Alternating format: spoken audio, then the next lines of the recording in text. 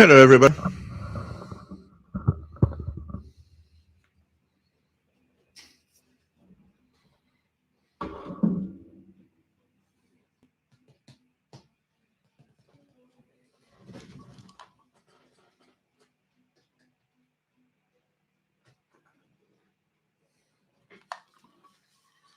Hope everybody's all right. Check this out.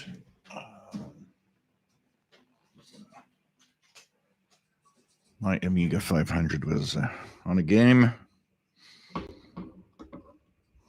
Okay, let's start this live show. I hope everybody's all right. And let's sorry, guys. Let's put this like this. I think this is going to be okay. Okay, let's move this here. And let's open the chat here so that I have a better view of what's happening. Oops. I think my color computer is trying to... My Amiga 500 is trying to play a game.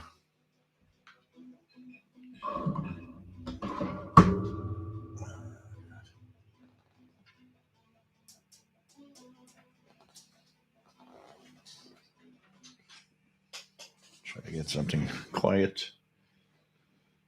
And trying out the Gotek drive, which is a cool drive that actually is really nice. It enables me to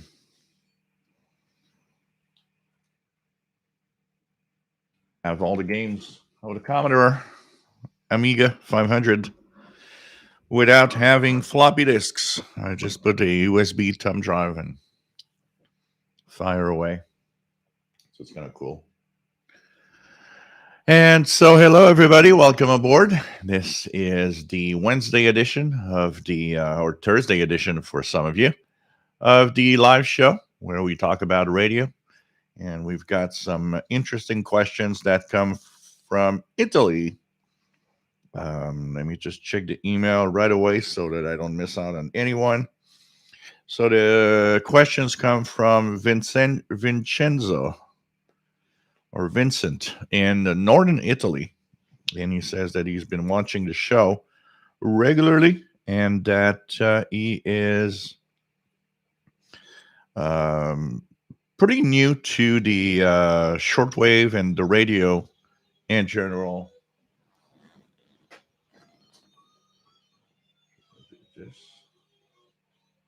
No volume.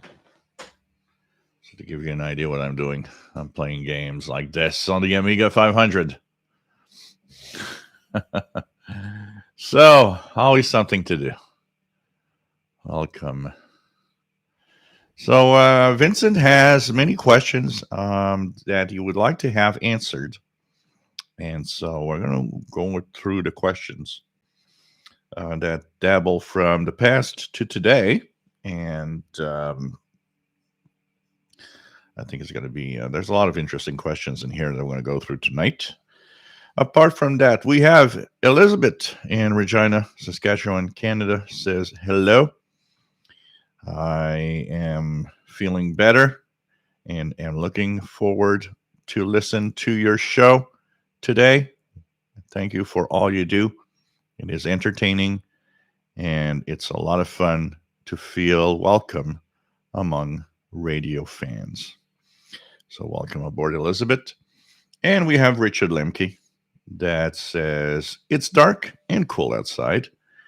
And says, does Paul the Cat have any kittens? Well, Paul the Cat and Mignon are neutered, so they cannot have any kittens, and which is fine because there's a lot of cats in Montreal. Actually, this afternoon and tonight, I always leave. It's kind of cold, so I usually close it, but sometimes when it's cold, because the mignon wants always to stay outside. When it gets real cold, I'm like, yeah, well, I'm going to give her a chance if I'm busy to get into the warmth of the apartment. So I leave the door really just barely open. It's like, maybe half an inch, so that it doesn't cool down too much my kitchen. And well, I go in the kitchen about an hour ago, and behold, there's a cat that I've never seen before eating in Paul's bowl. So it's like, okay. So of course, the cat runs out, and there's another cat, which is a white cat that is I've seen for a while, and she looks like a female, and she doesn't come up usually, but I don't know if it's the cold weather or anything. She's been coming inside a little bit, and so of course that means there's a lot of cats now. So I try to make sure that they don't come in too much, because I don't want to. Two cats is enough, Mignon and Paul love these cats, but two cat is enough. And so, anyways, nice to have you here, Richard, as usual, from St. Albert, Alberta, Canada. I want to thank whoever mentioned it last time, the show called Gloria on Netflix. I have started to watch the show, which is amazingly cool. The spy story that's based in Portugal with the Radio Free Europe transmitters and everything. It is definitely, for any radio fans out there, definitely something you guys are going to enjoy. So if you got Netflix, do take a look at the show called Gloria. It's definitely pretty interesting, pretty nice, a nice story too, and pretty cool. Pretty cool to have that. I started last night, and I think I watched 3 episodes before going to bed, and I'm going to continue tonight. So Gloria on Netflix. If you like, not just spy stories, but also spy stories that are related to a radio theme, which is Radio Free Europe. Check it out. It's really, really nice. So, hey guys, welcome aboard. This is the live show from Montreal, Quebec, Canada, northeast part of North America. My name is Gilles, and I am tuning tonight with the Sangean ATS 909X2, and I've got the AirSpy HF Plus Discovery. We're on the laptop here. So, we're going to try some signals. If anything interesting, if you guys are listening in and find that there's some interesting stuff out there, do mention it. We'll try to tune in. We'll try to check it out. I'm going to try something here. And nope, not coming in tonight. I was trying Radio Thailand 13750, but I don't see a signal here. Not even a little peep on the waterfall. So, hey, we talk about radio. We have fun with radio, and we have a fantastic chat room, which is full of wonderful people that are really nice. If you want to join in and say hello, don't be shy. They are great people, and definitely they are here to, to have fun with us. When the show is over, we have a Facebook group, which is also a nice place to be. Facebook group is official SWL channel, and same name as the YouTube channel here. And of course, when the party is over here, people continue posting what they're listening to and sharing on that group. Great, very good, nice group, and with wonderful people that respect each other and help out. And so that's a lot of fun also to check it out and to have some friendship among radio listeners, and it's always cool to have everybody see what everybody's up to and what they're listening to. And I also share what I'm listening to when I have some time. So nice to have everyone here, and hope that you guys are going to enjoy the show. So, Bobby Burgess, nice to have you here. WA5107 SWL in Morgan City, Louisiana. Dwayne, nice to have you here from Northeast Tennessee. Brad, nice to have you here. N5LUL or / WA5192 SWL. N5LUL amateur radio call sign. WA5192 SWL is a listening call sign. If you're a shortwave listener, you can actually for free get a shortwave listening call sign. SlykeCon K, nice to have you here. We have Wholly Unaware, nice to have you on board. Southern Illinois, WA9326 SWL. Zen Farrell's nice to have you on board, and he's following with his Drake R8 and a U-loop antenna. Rob, nice to have you here from Phoenix, Arizona. Paul, nice to have you on board. A warmish night in Southwest Michigan tonight. Cool. We're going to have maybe our first real snow this weekend. It's going to start off as rain on Friday and change into snow. And from what they say, we might wake up Saturday morning with, a white coat on the ground. So that'll be the first start of winter. And this weekend, probably I will be looking at that. This year, I might be actually having a Christmas tree right here. So if maybe not Saturday, but if next week you see that it's Christmas, well, that's possible because I'm looking at maybe building the Christmas tree here this year. So it's going to be cool. What else do we have? We have Charlie, W8CFO from Columbus, Ohio. Shelly, nice to have you here from South Central Pennsylvania. John Doe, nice to have you here from near St. Louis, listening for Pirates. David, KJ4CMOI, nice to have you here from Dark Central, Georgia. Cool to have everybody here.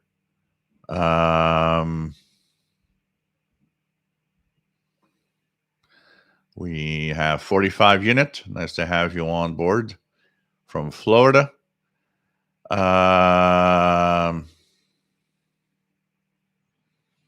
else do we have? JDA Dakota. Nice to have you on board. We have Robert Cross. Nice to have you here. And we have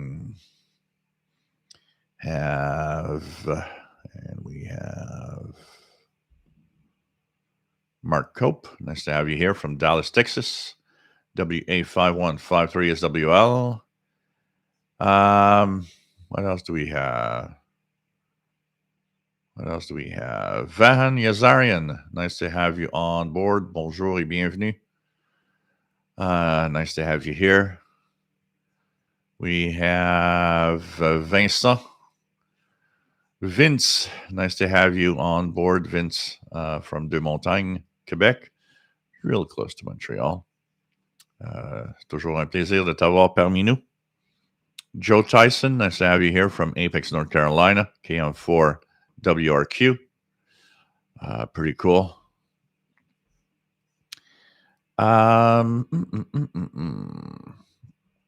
We have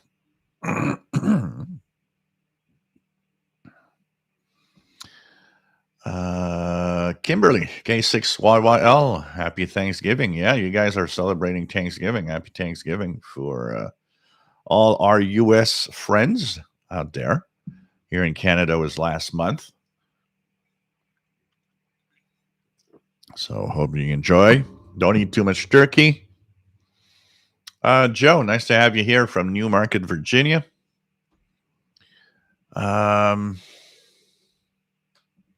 We have Randall, nice to have you here from Northeast Illinois.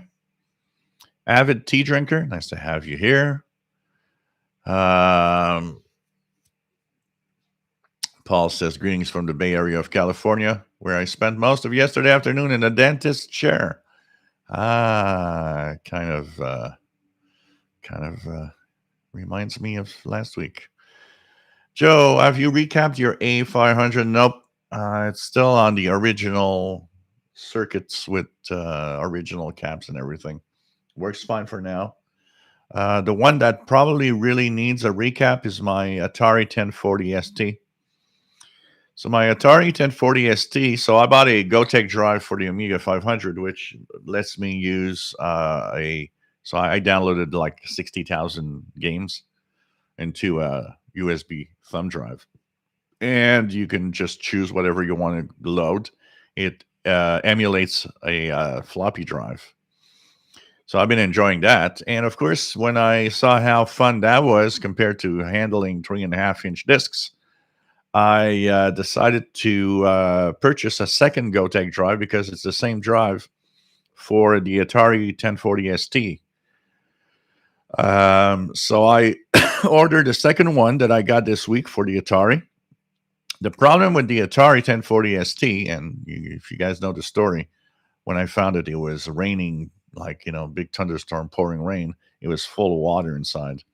So I actually dried it out, and it was working fine.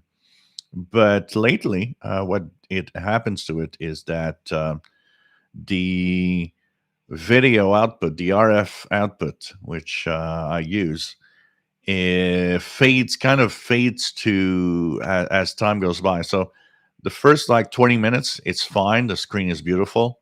And then you start seeing that, more and more snow on the screen, like if the RF out is giving out. So I guess that one would need to have some work done. So I'm going to check it out.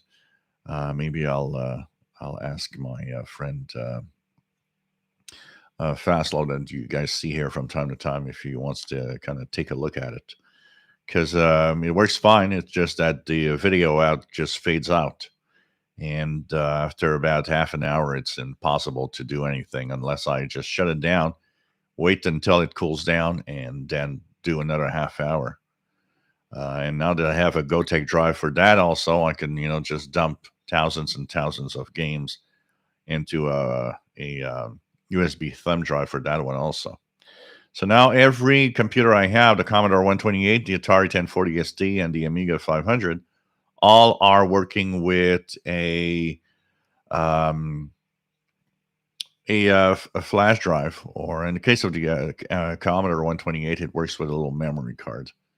And it's really, really cool because, it prevents me from having to, because it's just fully difficult. On the Amiga 500, I had a null modem cable, and what I would have to do is, if I wanted to have a specific game, I had to download the image on the internet. Then I would have to transfer it to a disk using the null modem cable, which would take, even though it was going at 19,200 baud, it would take a lot of time to write the disk and then have to, try it out to see if it works and so on.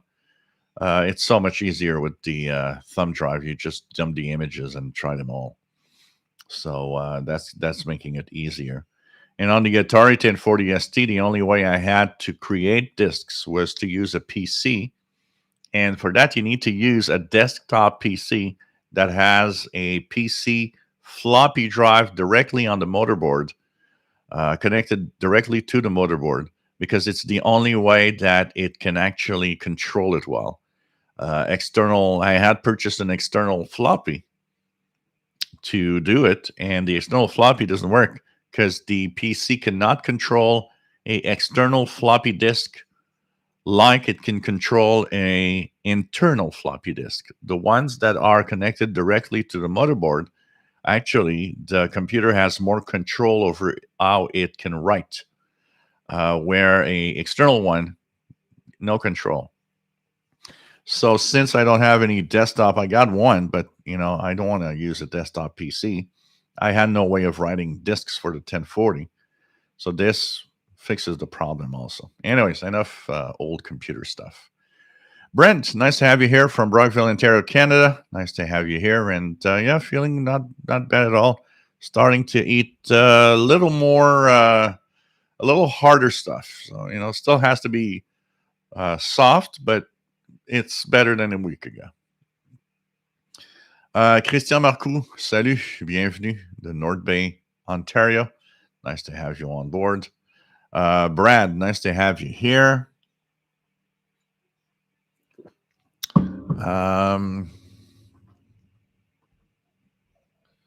What else do we have? So Slycon is in Holgan, Cuba. Avid tea drinker. I have audio, but the video is buffering. So I don't know if you guys have any buffering. Joe Tyson says I have an IC-R8500 plus for my A500. Nice addition. Everybody's saying hello to Elizabeth. We have Trustin. Nice to have you here from Western Newfoundland. I mount a names. Says I have a TS25 will not charge. Is there any way to reset it when I turn the power on?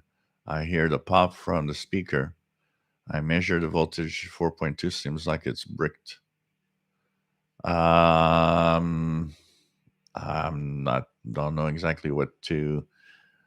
First of all, what is a TS25? Keegan, nice to have you on board from Northwest Arkansas. Nielsen, nice to have you here from Brazil. Jean-François Trudel, nice to have you on board. Bonjour. I'd like to know what you think about the new FM mode for CB. Do you think it will be good for CB community?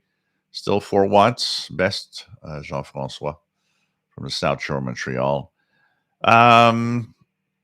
I do believe that the FM mode is going to comply with the 4 watts of the CB, pretty much. What would that bring more? I think it's a marketing thing because it's the CB companies like Cobra that pushed to have CB, to have FM on CB in the US. What will it? It's kind of cool. Why not? Why not have another mode? I mean, in Europe, CBers had FM for a while. Will it spark interest in the CB bands? I'm not sure it will increase or change anything. But nothing. I don't think it's going to spark any, new interest. It's just going to be something new that is available. I think CBers that are still in the hobby are going to have and think it's fun to have that. So it might, spark a little bit of sales of some newer CBs. But apart from that, I don't see that really, changing the CB world that much and having more people on CB radio. But anything that happens and changes, it's cool. I think it's cool. And I think it's nice to have FM possibility on CB. David, yep. Radio for Europe transmitters were near Lisbon. Absolutely. Sad that you had no way to get close to them. What else do we have? Slycon says, can you speak how we can avoid jamming interference? Big antenna near from my home and almost can't listen, nothing in bad days. Yeah, there's nothing much you can do, honestly, about jamming because it goes with propagation conditions.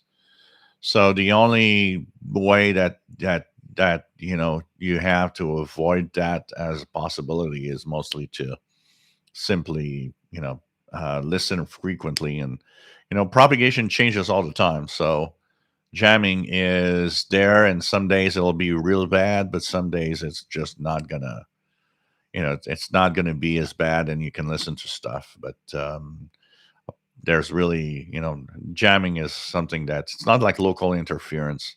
There's not a lot that can be done to avoid it.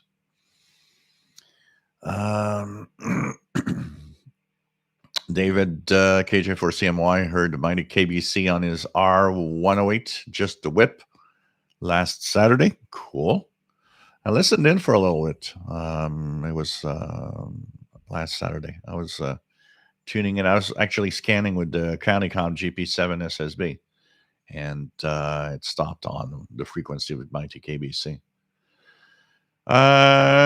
Gito Productions. I just picked up a Texan PL 880 for $90 on eBay. Will be my first SSB radio. Cool. Have fun. Have fun. It's a great radio. Oscar, nice to have you here from Gainesville, Texas, KG5PIO. Tristan is enjoying radio reception this time of year. The only time I can clearly pick up the BBC. Good stuff. Cool. David has chocolate milk for his choice of drink tonight. Cool. What else do we have? Thomas tomorrow. I remember Radio Moscow and Radio Ukraine in the 90s. Would love to hear the contrasting viewpoints against. Again, any suggestions? Greetings from Jersey. So, Radio Ukraine, unfortunately, is gone from the schedule of WRMI. But last year, they were still heard via WRMI. I don't know why they have decided to stop their the relays. Radio Moscow was, of course, all of that was fun. Radio Moscow was fun to listen to, honestly. We talked about it in the past a little and how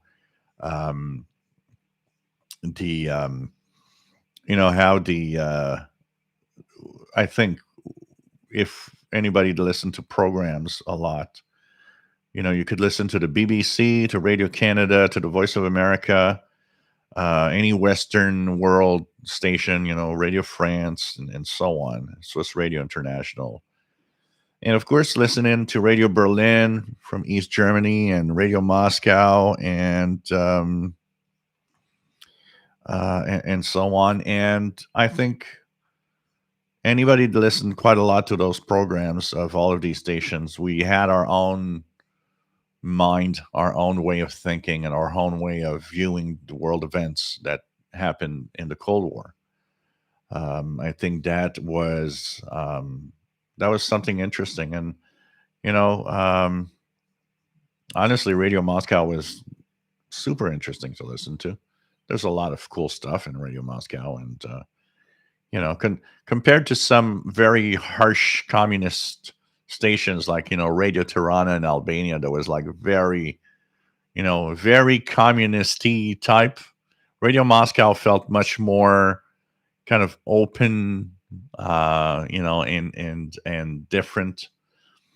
They weren't there to, of course, the primary idea of Radio Moscow and any of these broadcasts is to try to talk about communism and how, and kind of tell us or try to tell us how communism was fantastic as a way of life. But some stations were very communist-like and very harsh. Radio Moscow was much more friendly type. So, I like to say all the time is, I'm pretty sure most of us have not, we didn't become communists because we listened to Radio Moscow.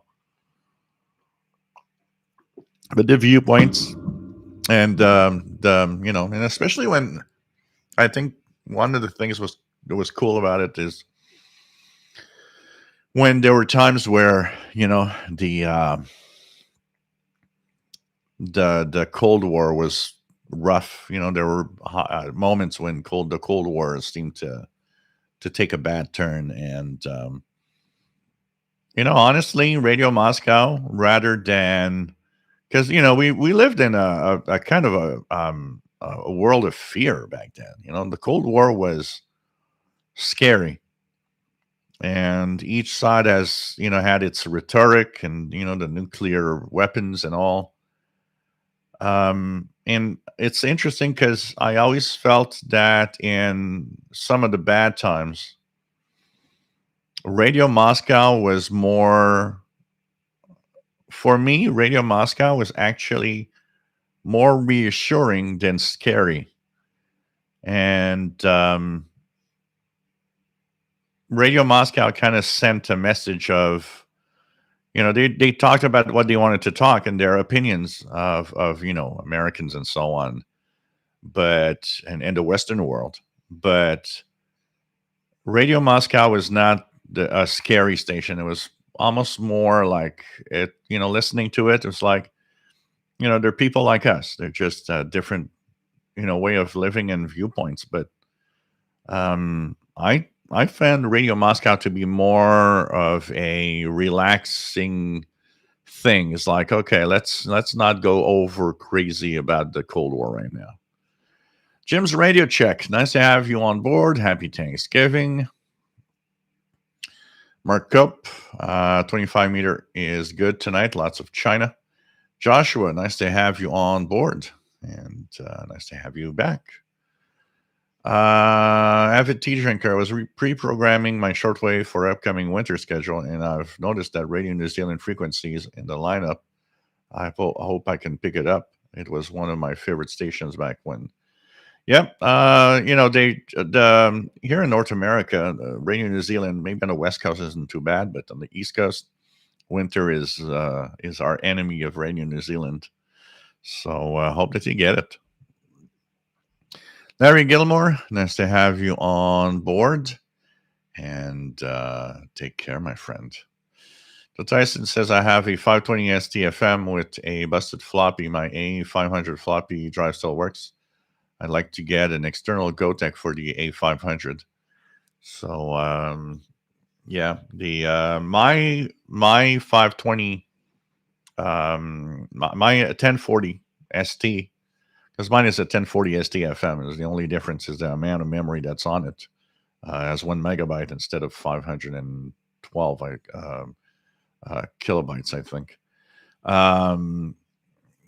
You can use, because the Atari uses a PC floppy drive. If you have any floppy drives that were for desktop PCs, the only thing that you need to know is to put it on drive 0. So old floppy drives had little jumpers that you can change the drive number from 0 to 1. If you have one of those lying around, you put the jumper to make it drive 0, because the Atari simply uses a PC drive. It's the same PC drives that you get in an old desktop PC. So if you have access to an old desktop that has a floppy, you can take that floppy and put it in the Atari, and it's going to work. As long as you make it drive 0. Yeah, Joe, that's what I think. Maybe bad cap or something. So I'm going to have to check it out, because I really want to have it working fine. What's nice with these older computers is it's that there's so much space that it's easy to work, even if you're a little clumsy. It's not as bad as today's technology that it's almost impossible to do any soldering. 145 FG says every day 11725 Radio New Zealand from 7 to 13 UT. Good reception in St. Petersburg, Russia. Cool. Jim's Radio Check. My shortwave reception in the past few days, at least, has been pretty good, actually.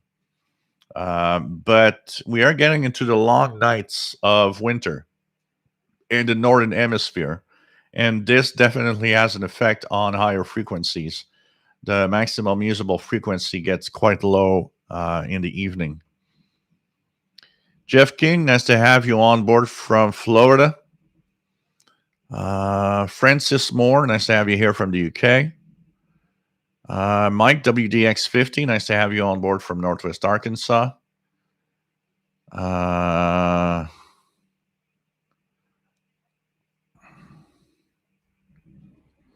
Thanks for sharing the links for the Facebook group. What else do we have? What else do we have? Brian Penny, nice to have you here from Cape Cod, Massachusetts. NJDXer, nice to have you on board, Ray, from New Jersey. Francis Moore, what's your opinion of the IC-R8500, even though it's nearly 20 years old?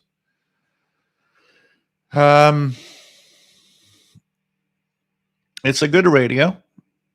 Would I buy one today? No, but it's a good radio.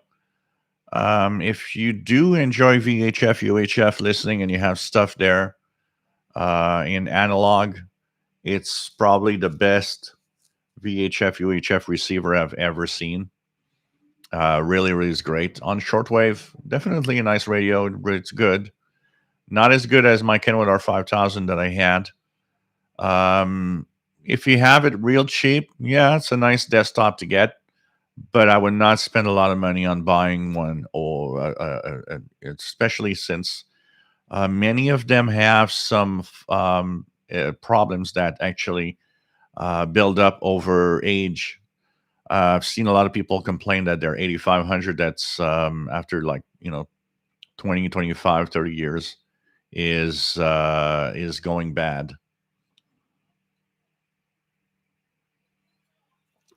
So, but if you got it for cheap, not bad.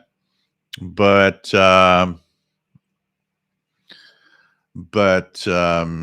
it's I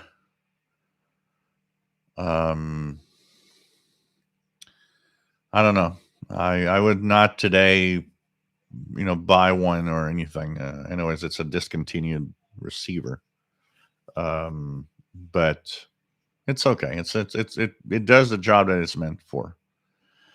And JDXer caught you by surprise on YouTube hosting Windows Computer and Technology. Yeah. Slycon's got a RTL SDR on Amazon, and surprise, it's fake, but I don't have already in my hands because it's coming from Spain, so I've been experienced with these devices. The RTL SDR V3, which when you have the real one, is okay. I mean, it's sensitive and you're going to get stuff. Definitely. It's not that it's all bad. It's definitely not the first SDR I would, recommend, but it does the job. It does definitely work, and it is sensitive. And I mean, my RTL SDR I've on shortwave was good. It has a lot of images. You got to be careful with that. And on the VHF, UHF range, I mean, I've heard satellites, AM radio satellites with it. So it's definitely, it does the job that it's meant for. And for the price, if you can cope with the flaws that it has, it's okay. It's okay. Avid tea drinker doesn't remember Radio Moscow, but remembers Voice of Russia. Yeah, that's when the Cold War ended. When the Cold War ended, Radio Moscow became Voice of Russia, which was for a while a very open and okay station. It became later Voice of Russia started to become more like Radio Moscow, and even almost worse than Radio Moscow at some point. And all of that when Radio Voice of Russia was when Voice of Russia disappeared from shortwave, they actually became Radio Sputnik, which is available on streaming. So,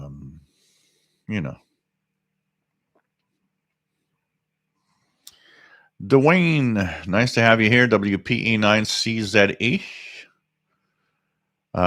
David McCormick says, I used to love Radio Moscow interval signal and into music, which might be intro music. So, yep, they had a lot of interesting stuff. VT Radio, Paul, nice to have you here. AA1SU from Essex Junction, Vermont.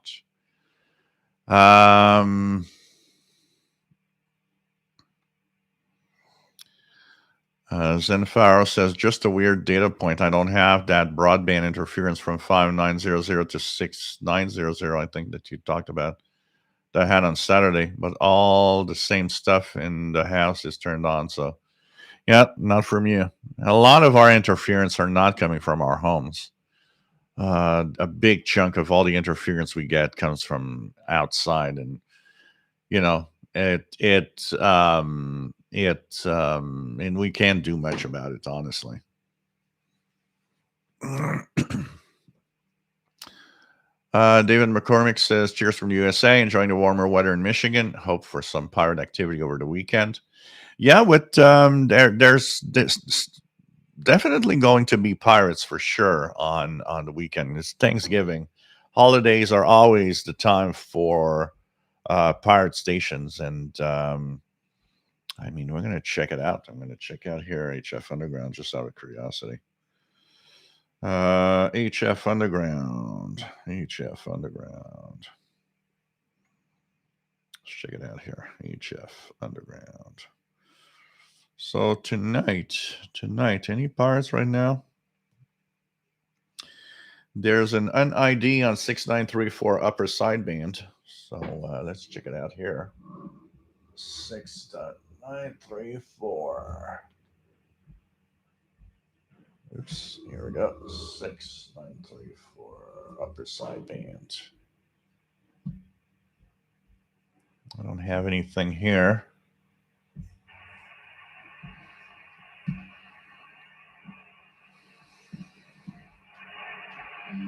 I don't see anything on 6925. And that's pretty much the only one right now. So 6934 upper sideband was noted at 027. So if you guys want to check it out, it was only, 20 minutes ago? Not even 20 minutes ago. So you guys can try it out. An UNID 6934 upper sideband. So there's possibly a pirate right now. David says, agree with your perceptions of Radio Moscow. Mike WX50 remembers liking Radio Tashkent. Bob, nice to have you here from VE3088SWL. Miki Dalmich, nice to have you on board from Alberta, Canada, I believe. Are you back? You're back in Alberta, right? And of course, happy Thanksgiving to our U.S. friends for sure. VG Radio, started listening to AM 880 WCBS on the 10-minute commute home. I'll let you know if the HD channel breaks through. I've heard it before. Lasts about 5 to 10 seconds. Okay, cool. I've not been able to lock on to HD on 880 at all. It, when I tuned the my HD radio and scan the AM band, it stops on a couple of stations. The one that it stops the most is the WTIC 1080, which I think is from Connecticut, Hartford, Connecticut. That one, it locks on almost all the time, and I get like you say, 5, 10, 15 seconds of a real HD, and then it fades out, fades back in, then I might get another 5, 10 seconds. But funny because WCBS on 880, no lock, not even, because it detects when there's some HD usually. So what happens is that it might not be HD quality, but the HD logo flashes on the screen. It blinks because it tells me, yeah, there's some HD in here. And of course, it's only when it stops blinking and stays there with,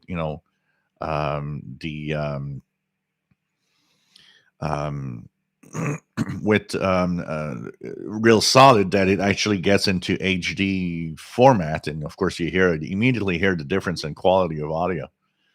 But for some reason 880 never locks, never shows. It doesn't even blink to tell me that there's some HD on that one, and sad because 880 is pretty strong here.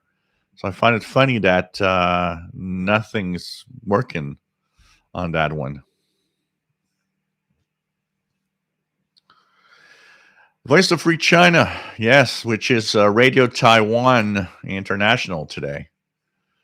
Ham Radio Hobo, WTWW. Nice to have you here. And yes, usually 5085 comes in pretty well. Ham radio is in Utah. Nice to have you on board. Francis Moore, nice to have you on board. Was thinking about getting a IC-RF. What's your thought on this?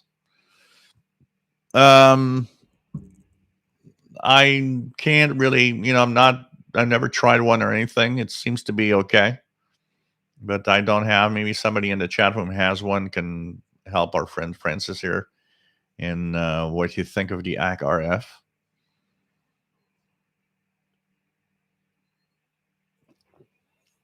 Zenifaro says no signal here on 6934. Almesam, nice to have you here. Nothing on 6934. Jason, VE9JMC, 6934, quiet.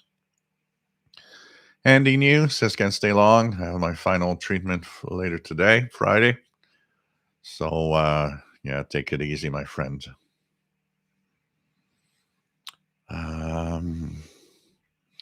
Yeah, they've moved a lot, David. To 6925 seems to be a lot of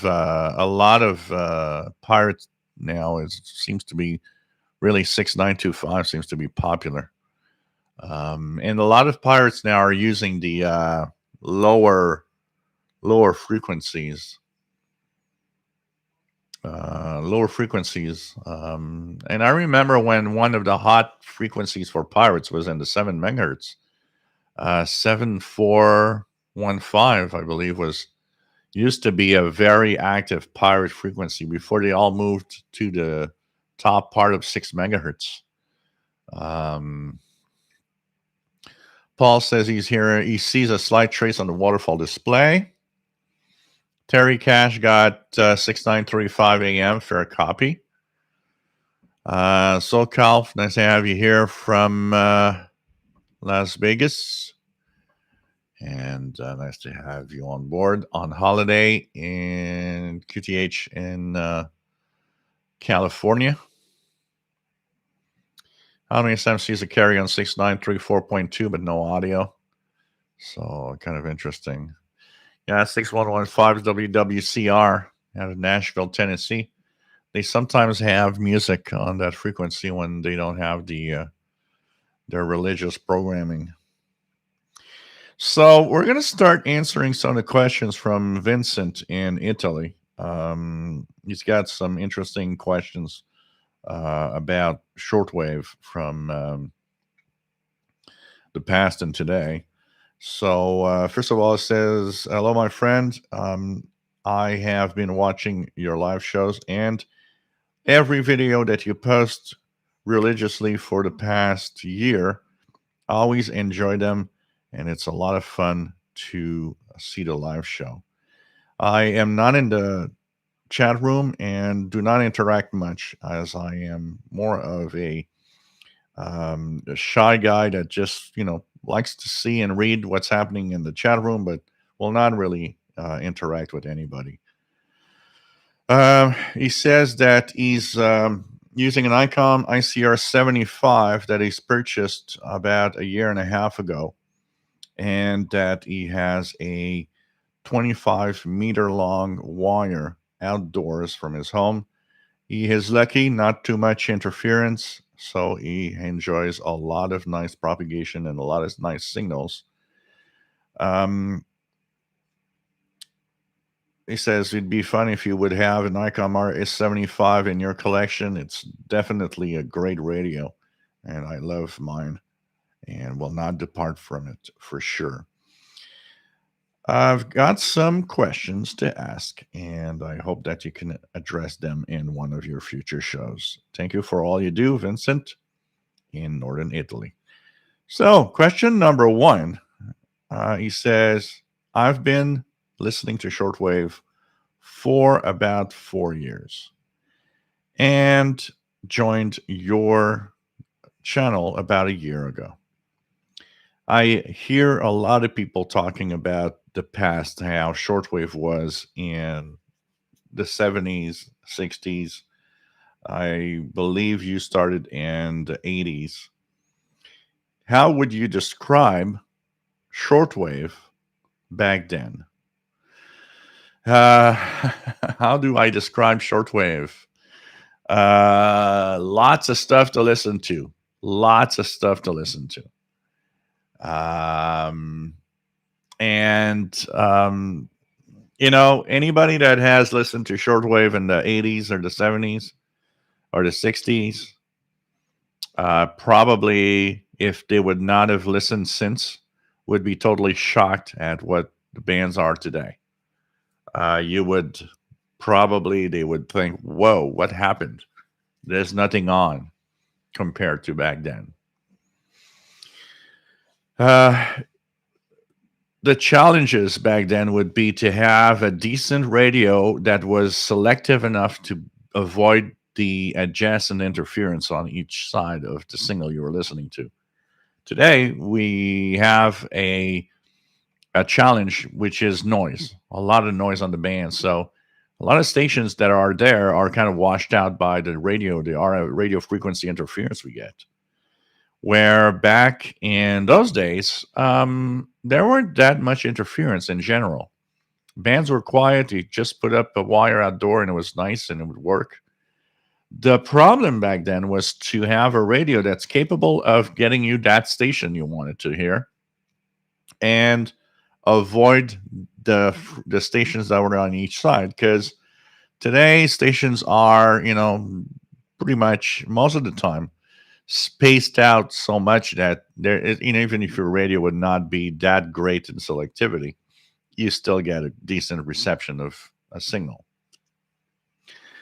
Back then, the stations were all 5 kilohertz to each other, so there were almost no empty frequencies in the bands back then, and so the challenge was not interference from our environment. The challenge was interference from stations being so close to each other that unless you had a good radio, it was difficult sometimes to listen to, your favorite broadcast. I remember being frustrated because I had a hard time, getting some transmissions. Not the signal was not there. It was strong. It was just that next to it was another powerful signal. And, it was difficult to kind of pinpoint and make out that frequency you wanted to listen to. So that was the big challenge back then in radio. So think about the bands as being full of signals all next to each other, 5 kilohertz at a time, and that pretty much that was what it was. A lot of things and a lot of powerful signals. There were a lot of transmissions that were targeted to North America also. In our case here, you're lucky in Italy because in Italy, and sometimes when I hear somebody in Europe saying, well, the bands are quiet compared to the 80s. Well, you guys in Europe hear a lot more of stations easily than we do here in North America. North America is kind of abandoned by international broadcasters. We're not in the target area anymore. And so it's much quieter now. And we can hear stations. I mean, I hear stations all the time that people think are gone. I don't know how many times I read in blogs or in different websites that I go to for shortwave, people saying, well, it's sad to see that the BBC is not on shortwave anymore. It is. It is. A lot of people have the impression they're not, that they are, and they're still a major broadcaster that, on shortwave. What they don't understand is that what stopped is not the BBC. What stopped was the target area of North America. BBC stopped targeting North America. So signals from the BBC do still exist, but they are weaker because they are sent to other target areas. They're sent to Africa, which is mostly the ones that we hear. Actually, most of the BBC frequencies that make it to North America are the ones that are for Africa most of the time. So, you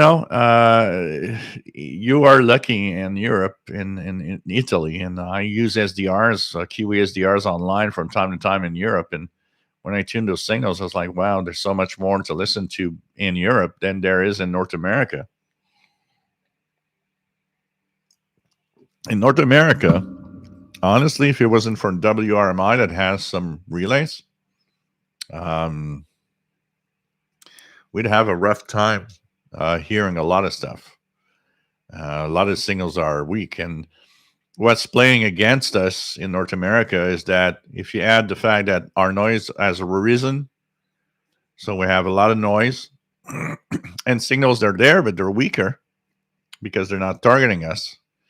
We have a battle here, noise versus stations. And it shows immediately. If you go outside, if you go out in a park or in the woods or anything, you immediately notice that the bands are dead. There's stuff there. What makes them seem like they are dead for the most part is because the noise level is higher than the station's signals. So we just don't, get anything because it's washed out, unfortunately. Canadian Radio TV guy, nice to have you here from Sherwood Park, Alberta. Mad Max, nice to have you on board. Dan, nice to have you here from Ohio. Dwayne, 7415 was active in 1991. Yep, early 90s, somewhere in the 90s. Absolutely, I remember that frequency. That was the popular pirate frequency back then. That's where you would tune most of the times. 7415, 7425. A lot of them were there. What else do we have? Horacio, nice to have you on board. CX3BZ from Uruguay.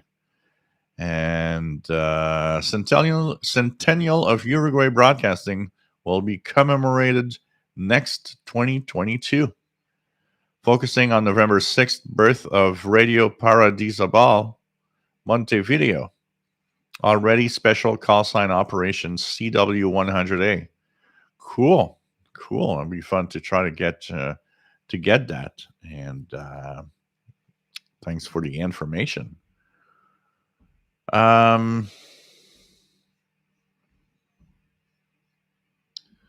Where would be a good place to take a ham radio course to get my license? Go to Radio Amateurs of Canada, Canadian Radio TV guy. The next lesson, virtual lesson online, is going to be in, I think it's late January or early February. If you go there, you'll be able to take the virtual online course, like I'm following, given by Al Penny, VO1NO. And then all you'll need to do is to find an examiner for passing the test. So go to the Radio Amateurs of Canada website. All the information is going to be there. Bob Lewin, nice to have you here from New Jersey. David says, hi, Vincent. Nobody in this hobby is introverted. We all have the same mindset here. Yeah. But, some people are, not everybody is like open, Nelson 9100. Yeah. The station you're hearing is probably not Echo of Hope from North Korea. It's probably a jammer. China Radio International, China Radio, CNR1, the China National Radio, often blocks it with programming. So you're probably hearing, chances are you're hearing a jammer rather than that Echo of Hope station from North Korea, just out of just to let you know there. Yeah, David, a lot more QRM today. Man-made noise is dreadful today. Mike WDX50, I had a Kenwood R1000 modified for better selectivity back in the 80s. It really helped separate stations well. When I got my Kenwood R5000 in 1990, it had to have the new filter. They would sell that radio had a crappy AM filter. It was way too wide. And they sold an AM filter for the R5000 to improve selectivity. And you had to have it. I mean, there were too many stations on the bands. If you didn't have that filter, you were not getting the performance you should have had. And I always thought that was kind of crappy from Kenwood to not have that stock already in the radio. I always thought that that was the cheap shot of Kenwood to have us not only pay for a $1,300 radio, but asking us another $150 just for a filter. Because I'm sorry, but they knew that filter was crappy. They should have had that filter fitted in already. That if I had to give a really negative point to Kenwood, that was a cheap shot at trying to make money. I'm sorry, but today, any radio that would be $1,000 radios that don't have the proper filtering, I would actually, you know, make a negative video about it and just, you know, rant the crap out of that company saying, yeah, you're selling us a $2,000 radio that doesn't even have the filters and you're asking for money for more filters. Forget it. Forget it. That today would not pass. You know, especially with all the radios that you look at the Texan receivers with that DSP chip that gives us all of these bandwidths. Man, if a radio today would be like that, I would just say, hey, don't buy that radio. That company is trying to scam us into buying stuff. It was crazy. Oscar, a lot more interesting back in the 80s for me as well. Used to love a lot more military and utility communications. Yeah, there were more stuff, but there's still a lot on terms of utility and military.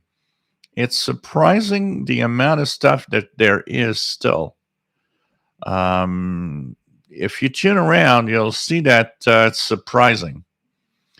Horacio says, imagine shortwave in the 70s, noise almost zero, listening to older recordings of that era shows what a delightful experience was that. Medium wave reception was astonishing. David McCormick stations in the 70s and 80s had competition between mailbag shows. Yep.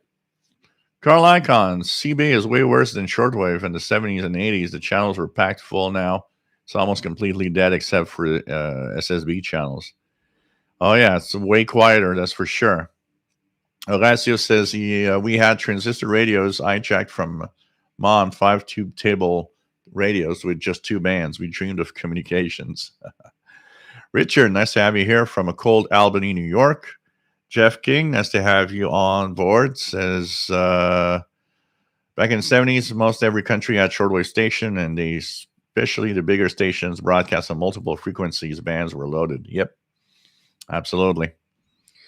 Horacio says at the end, receivers. At the end, I got a Amerlon HQ 180, a Cadillac of radio.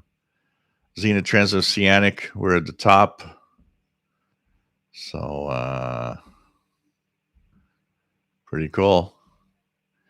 Nathan Greenwich, nice to have you on board. Says was just in Morocco for a holiday. ETM scan at night on the beach brought over 100 hits on the whip. Yep. I'm not surprised. And most broadcasters today are actually targeting Africa. So I'm not surprised.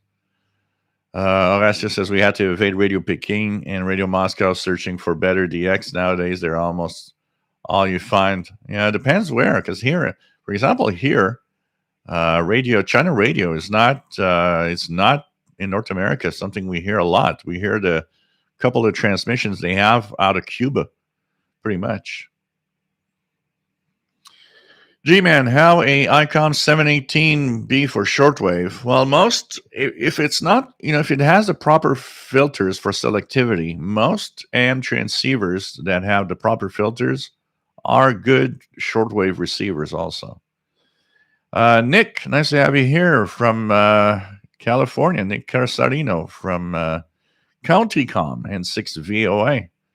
He's our friend here that actually has sent me, and of course I am enjoying a lot. It's never very far. The CountyCom GP7 SSB, which I am enjoying a lot. It's always very close to me because I listen to it a lot and do a lot of ETM scans. I need to make more videos out of it. So nice to have you here, Nick. For sure.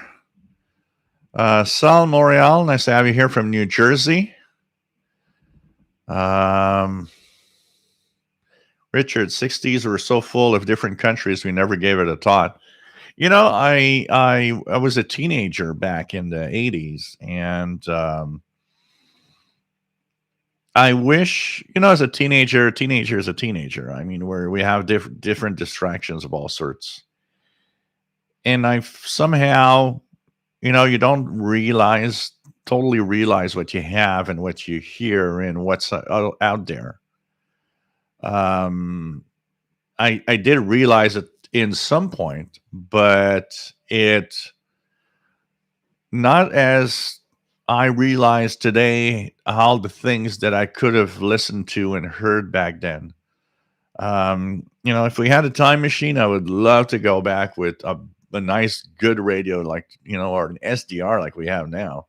Use the SDR in my laptop and go back in time to, the 80s and listen to stuff and see what's on the bands. Imagine what a waterfall of an SDR would have looked like in the 80s or the 70s.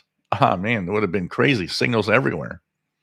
Imagine all this stuff we would have heard that we missed because on a standard radio, we didn't know that sometimes, communication would pop up somewhere. And what I would say I regret a little bit is for most of the 80s, I've had a radio that was okay, but it was not the best of radios. And I probably missed out on signals and stuff to listen to that I would have heard on a better radio. Man.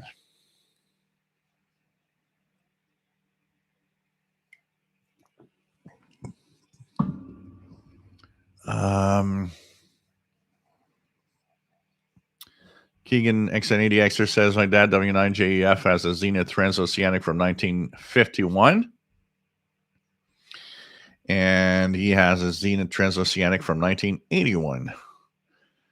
Mike, WX13, I think my Kenwood R1000 had a 6 kilohertz filter and replaced it with a Collins 3.8. Yeah, those were popular. There's those Collins and the mechanical filters of the time. The stock filter of the Kenwood R5000 for AM was 6 kilohertz, but kind of a crappy 6 kilohertz. It actually was wider than. I remember reading I think it was in the blue pages of the Passport to World Band Radio. They had these what they called they had these extra reports of radios that they would sell if you wanted to have more information, and they were very technical about receivers. And I actually had purchased the one for the Kenwood R5000 at the time, and they had measured that in reality that 6 kilohertz filter was about 8 kilohertz wide, way too wide for decent reception on the international broadcast bands at the time. And so what happened is when I purchased it, it came with the extra filter. The guy that had it, because I bought my Kenwood R5000 secondhand, the guy that had purchased it had purchased the filter also. And the filter that they actually sold as a replacement was around 5 kilohertz in the tests. So it was much better for avoiding adjacent interference. But man, that was something back then.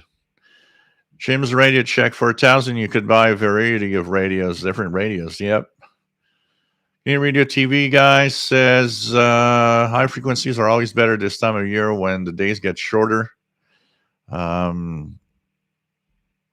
Terry Cash, music on 6975 AM. I believe that is a Euro Pirate. 6975 is a Euro Pirate. Nick says, I remember listening to William Cooper on WWCR at the beginning of the show. It was very scary sounding. Do you remember that hour of the time? Almost an ominous intro. Yeah. I remember that. There was some, that show. Yes. Trying to remember. Oh man, but absolutely. Um, I do remember that, and I do remember listening to that intro. That was very. That was very kind of yeah. It's pretty scary and pretty spooky. Andy New had the ICOM IC-R71, which was a beautiful radio. Heard all the action on U.S. Air Force frequencies with phone patches through the RAF. Nice to have that. Back in the day, like it's those like the Marine bands, which were full of phone patches, phone calls from from boats to overseas. Imagine how expensive these calls must have been on these boats. You'd call someone at home, man, that would have cost you a fortune back then. Jim F, nice to have you here from Rhode Island. Matt, MDK2, nice to have you here from Denver, Colorado. Finally getting our first snow of the year. So we might have ours on Friday/Saturday. Right now here it's 0 degrees Celsius, 32 Fahrenheit. Dwayne has an ICOM IC-R70 that is on right now. Cool. Nice radios. These are nice radios.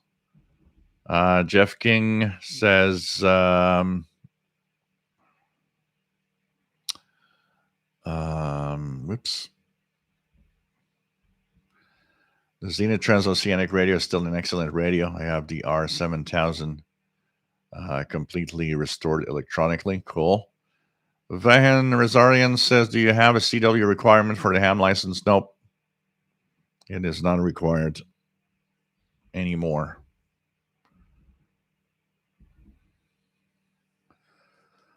Sal Moriel says, SDR spectrum analyzer takes the guesswork out of tuning the bands. Yep.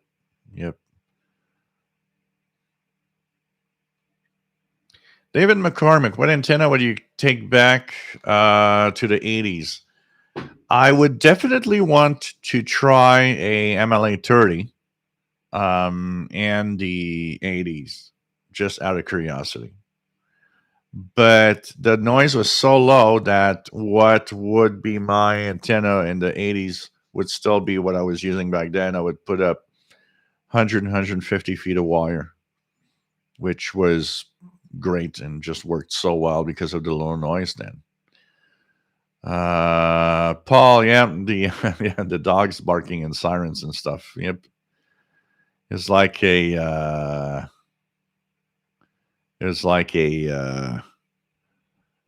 almost an end of the world kind of thing. And happy Thanksgiving, absolutely, to everybody. It's nice. It's nice to see you here, Nick, on the live show.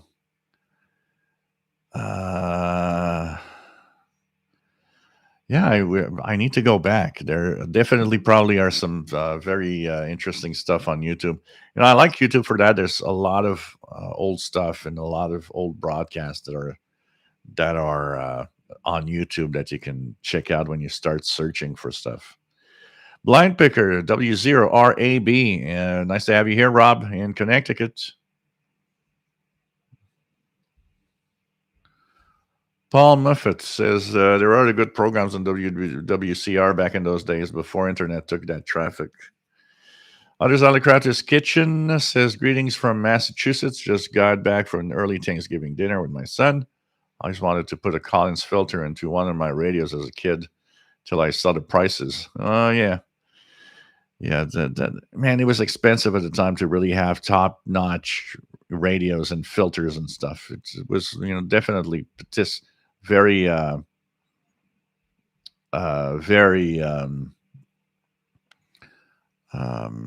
if you didn't have a lot of money, it was very expensive to really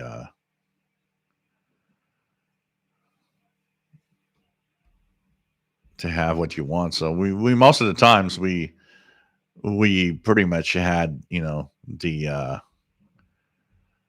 whatever we could afford, pretty much.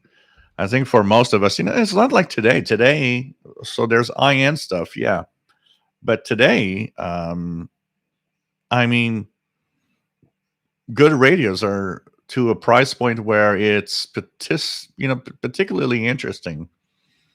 That most of us probably can afford a lot of those radios that are actually really good.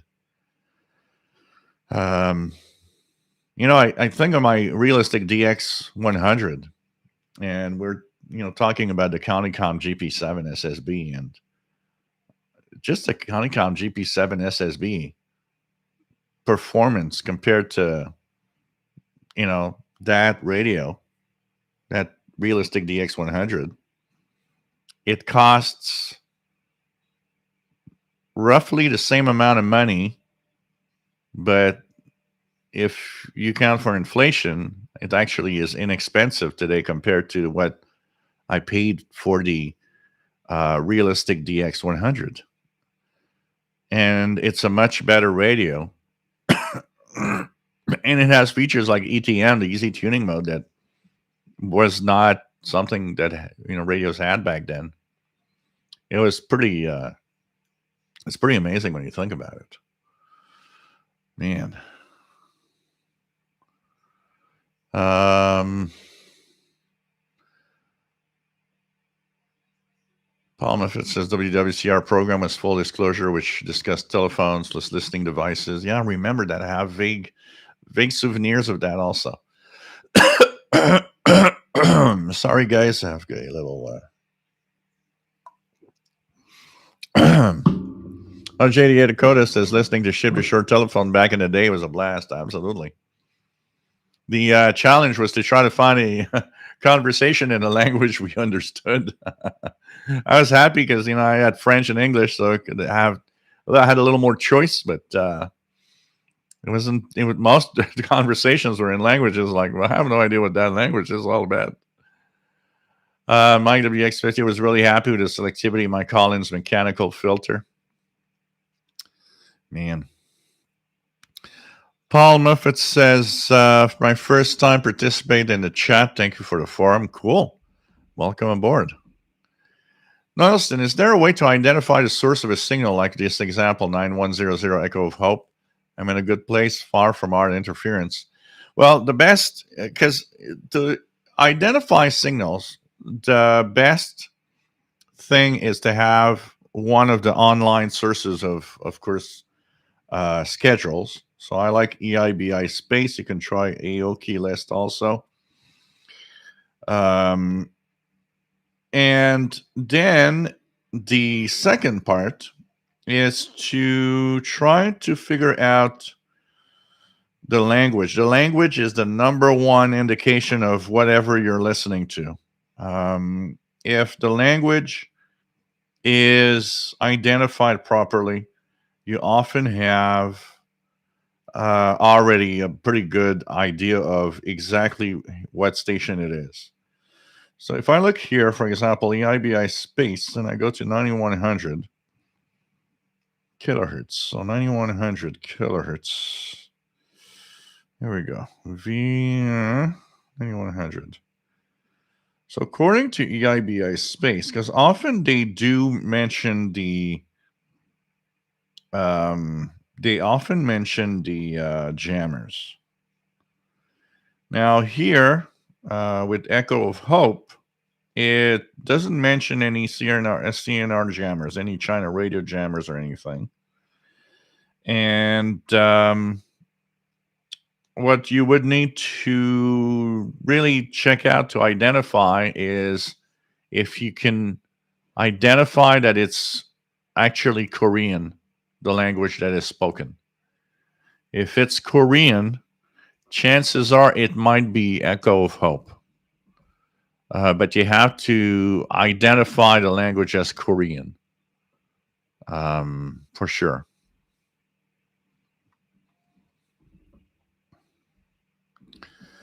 William Helms, nice to have you on board from Florida. Happy Thanksgiving.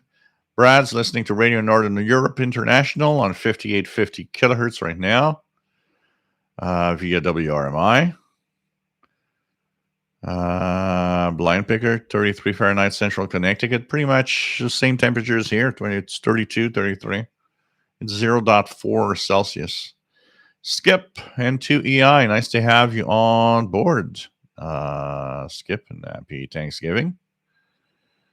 Andy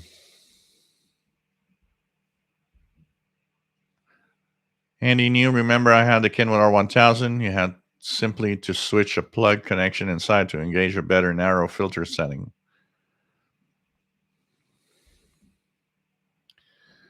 Yeah, Skyway schedules. That's a good app for the schedules.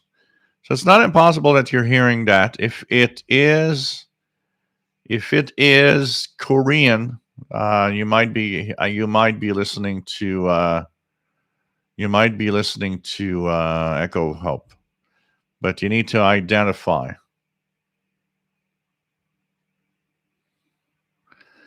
Yeah, that would be something. I'm going to keep that in mind, Nick, for the QSL card night. With all the cards that I have from the past, I've got so much stuff. It gets me nostalgic. Getting the cards from the 80s and the 90s of all these stations that are gone. There are stations that I remember from the past, like. What stations would I listen to in an evening? And in the 80s, I probably listened a lot. I remember being a fan of Radio Nacional do Brasil. That was a broadcaster that actually had English language programs to North America. I remember 15245, I believe, was one of their frequencies. They had another frequency in the 25 meter band, if I'm not mistaken. Radio Nacional do Brasil. That was cool. I don't know if I have here. Let's do a little nostalgia thing here. Check out if we can. Remember they had that the song they had at the beginning.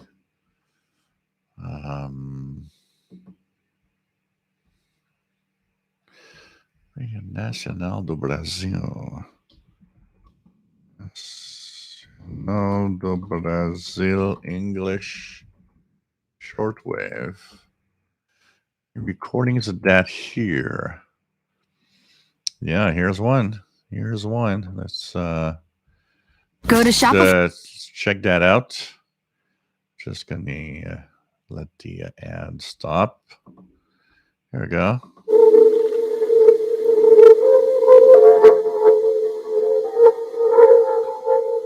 That was the interval signal that I remember so well.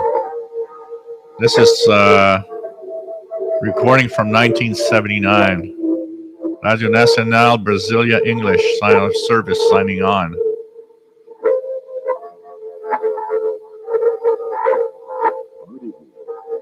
You are tuned to the international service of Radio Nacional of Brasilia, Brazil, Radio Braz network station. Our callers are VYE 365. Here is our program and broadcast schedule. At 2000 hours Greenwich Mean Time, we broadcast to Europe in the English language on the frequency of 15,000. But definitely, Nick, I'll do another one. For sure. 2100 hours and 5 minutes Greenwich Mean Time. All right, JD Dakota. Used to have realistic DX160. Love it. But I had to leave it settle for about 15 minutes with drift. Drifting was definitely a problem back then. Hey, Gina. Nice to have you on board. Also in English on the frequency of 15,290 kilohertz on the 19 meter band. Before getting into our program today, we would like to invite our listeners to write to us as frequently as possible, sending in your reception report, together with comments and suggestions on our program content and format. At the same time, of course, your questions will be most welcome and will be answered either by mail or over the air. Here is the address now. Radio Braz International Service. Post Office Box number 04-0340. You guys remember back then listening religiously to these stations to get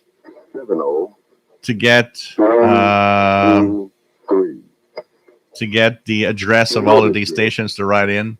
And sometimes we would actually have a fade out when they gave the address, and we were like mad because like I missed the address. I remember writing to Radio Moscow and simply putting Radio Moscow, Moscow, Russia, and just put that in the mail, and it actually would work. They would receive it. Yeah, the county com. I got a GP5, but I got the GP7 also. This is GP7 SSB that Nick actually sent me free of charge. GP7 SSB. I don't know if you could read the... On today's program, we will have 4 different features. Pretty cool little, nice form factor, but man, that keypad changes the game on that radio, I can tell you that. Nobody wants to go back to the GP5 when you got a GP7. After that, we're going to the theater in Brazil. And a new play, which is now being shown here in the nation's capital. Our third feature is personalities. I think this guy has a lot of stuff. I'm going to check it out here. So this guy...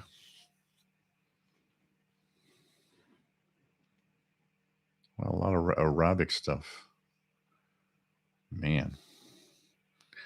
So anyways, we'll check out some more recordings. What else is this there? Oscar, you still have sending reports to Coast Guard and U.S. Navy. Still have those QSL cards and extra postcard photos and personal notes. Man, if I had kept all of the envelopes, I had a box. Every time a station would send me mail, I would keep, I would have the QSL album, but I'd keep the envelope with everything in it in a big, huge box. Actually, at the end, I think I had 3 or 4 different boxes full of stuff. When you move, you take decisions like, okay, well, do I keep all of that stuff, But honestly, man, I wish I could go through these envelopes today and see what's in them. Pretty amazing. Zen Farrell's got the Gander, Newfoundland station, weather station 3485. It just ended. It's going to start again at 0150. Nolston, sometimes I click to listen to stations on the app and check if it's the same on the radio.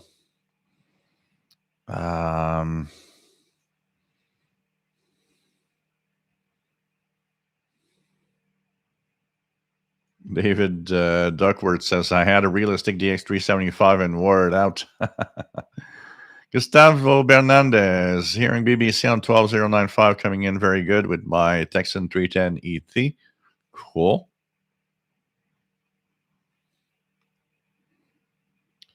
Scott Belcher, I think I figured out the Yacht Boy 400 was what I had in the 90s. I was shocked to see they had SSB. Of course, I had no idea what that was then, so probably never even tried using it. Yeah, imagine all the people buying radios and not really, knowing what they had. Mike Thornton says, greetings from WC0L in Derby, Kansas. Hammered Outlet has the RSPDX on sale for $199.95 and the RSP1A for $99.95. Not bad.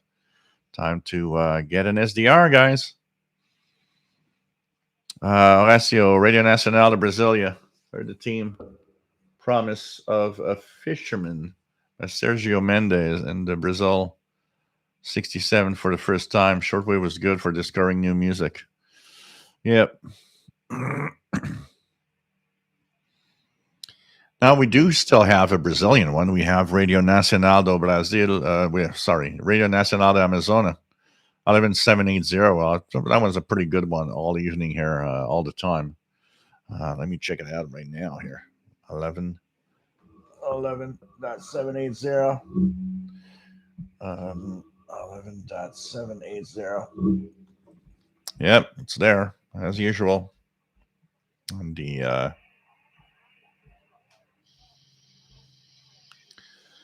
just gonna put the filters a little less.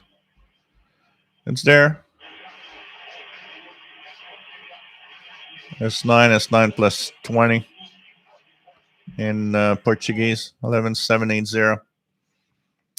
Pretty nice reception from Brazil at this time. Andy New, remember wishing I could afford an Eddystone EA12 AM band receiver, which was in a shop window. I walked past regularly. I fell in love with that set. Never did get it. So many radios we see and we saw in the stores back then, and we just couldn't afford to get, Keegan is getting 15,000 kilohertz WWVH. That's 2 out S5 on a field BT radio. Mag Z76, nice to have you here from West Michigan. And no problem. It happens to all of us, not knowing what day it is. Question number 2 from Vincent. And sorry, guys. Okay, so Vincent, as question number 2, I've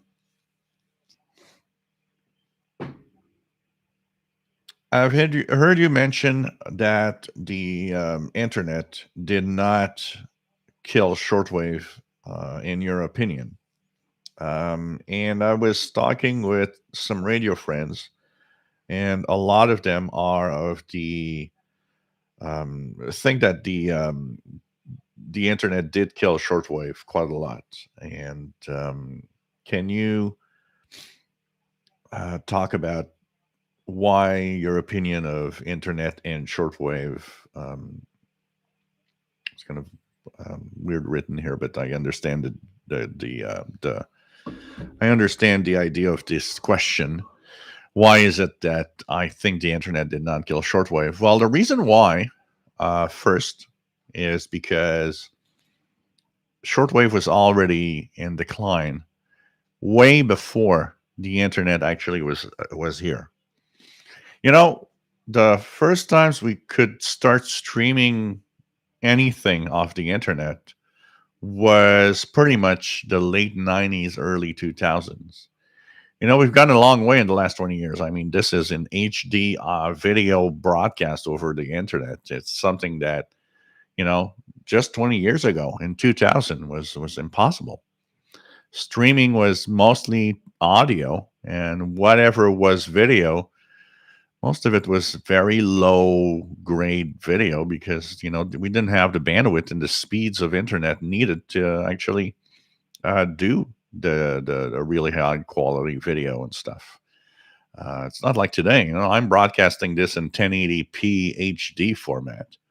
I mean, I don't remember how much gigabytes, but I still remember doing a 3-hour live show and going to check out my internet provider to see how much, how many gigabytes did I actually send out. And, I sent several gigabytes of data when I do a live show. Something, and 20 years ago was impossible.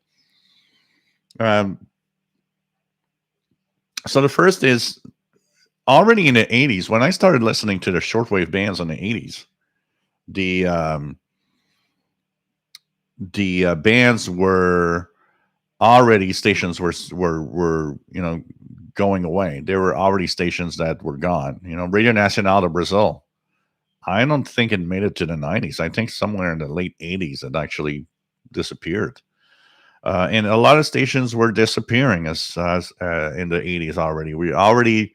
Actually, I think the first time I heard somebody mention decline of shortwave was in some broadcast on some station, maybe a mailback show, or maybe even HCJB as a, on DX Party Line and so on.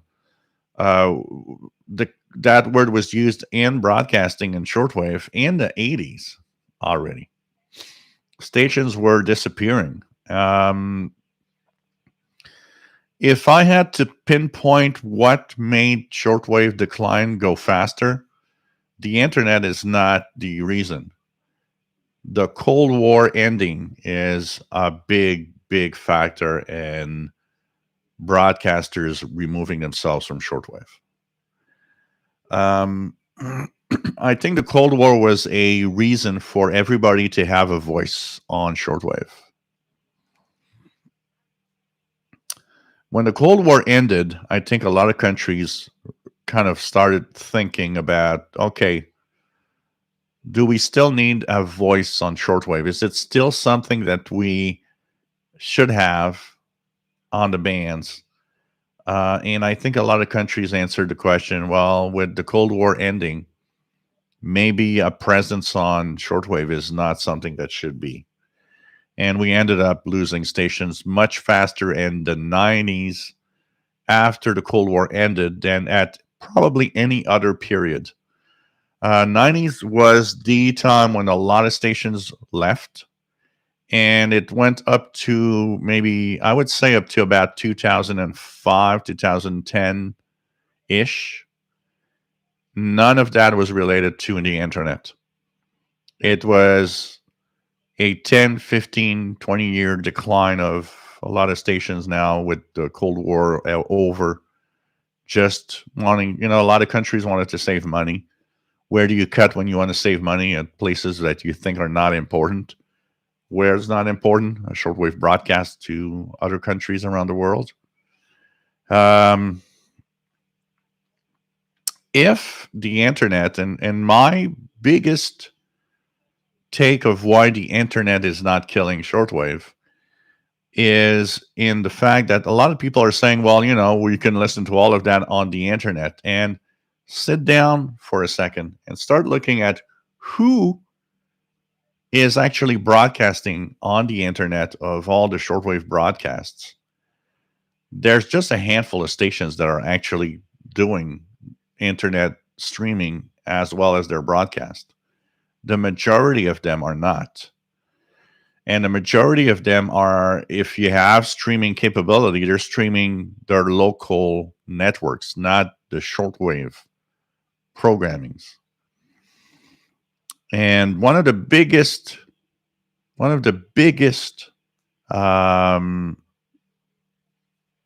points of, I think that's a good representation of why the internet is not killing shortwave. When HCJB left, when Radio Netherlands left, I mean, those were really big gun broadcasters on shortwave. And did they keep multiple language services over streaming on the internet? Nope. Radio Netherlands. If the internet was the new thing to broadcast to the world, well, Radio Netherlands would still be here in multiple languages with streaming. They're not there. This was the perfect example that the broadcasting to the world is not taken over by internet streaming. Actually, I don't know many people that stream anything off the internet direct from a country most of the time. Even I had an internet radio that doesn't work anymore thanks to the database being gone from receiver. But I bought that thing thinking that maybe I would, find myself kind of a alternate radio hobby streaming off the internet of different countries. You end up listening to countries and you're like, yeah, well, I was listening to Norway, but then it's all in Norwegian. I don't have a replacement. I don't truly have a replacement for Radio Norway's English broadcasts. And it's the same for a lot of countries. If they are in a language you don't understand, most of their local broadcasting is in languages that are local. So that tells me that, yes, every country is streaming around the world, of a million different types of programming and different stations in their local language, in their local programming. If shortwave was replaced by the internet, we would have internet streams of every country in our own language that we can understand, with programmings that look like what was, shortwave back in the days. So no, the internet is not killing the hobby at all, at all. It never has. The internet has been there. It's been something different. I qualify the internet as being much more of a help for our hobby today. It's never been as easy as today to know what you're listening to and looking at schedules and what's on the air. And plus add the fact that we have all sorts of new things that didn't exist back then. Kiwi SDRs that we can tune radios from somewhere else around the world and listen to what shortwave is like in a different country. I mean, the internet is much more of a positive thing for me with shortwave and including this live show here and the videos that I post that are promoting shortwave a lot. And if I've had a guy from Canada doing a live show that I could watch on a computer back in 1982, I know I would have been really, really part of that process. I would have been in the chat room. I would have been happy to share with others. I would have been the guy that's like, oh, this is so cool. I'm part of a community. So, this is a perfect example of help. The internet is helping, not destroying shortwave. And what's destroying shortwave, because this next question is in my opinion, is what is killing shortwave the most. And I think one of the first things that we have to look at is the noise level. We are, very fanatical about shortwave, about radio. We are in our little world and are dedicated to the hobby, dedicated to radio listening. So we endure stuff. We endure noise levels. We are, constantly in search of trying to get stations and deal with what we have as a high noise, and still are fans of radio.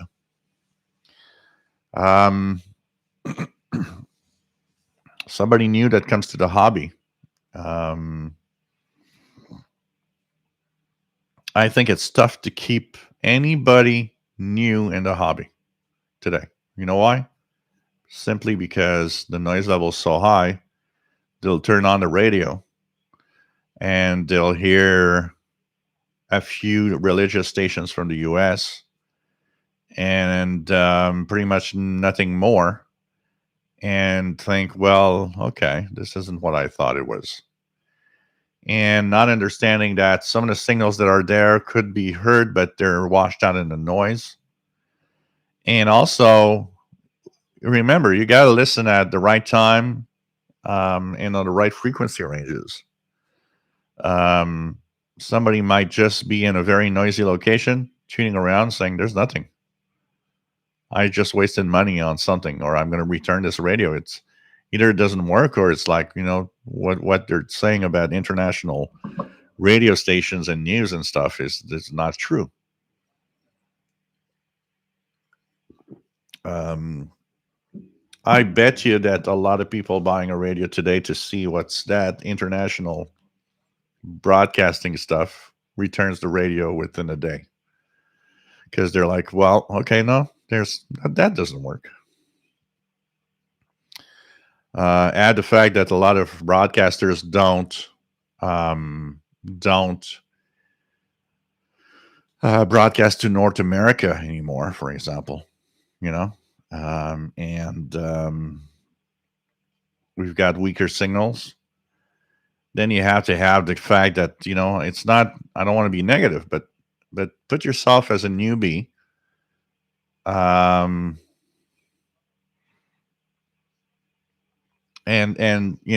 you want to listen to international broadcasts for news and information, and you hear nothing because the noise is too high. It's kind of sad because you're not getting what you want.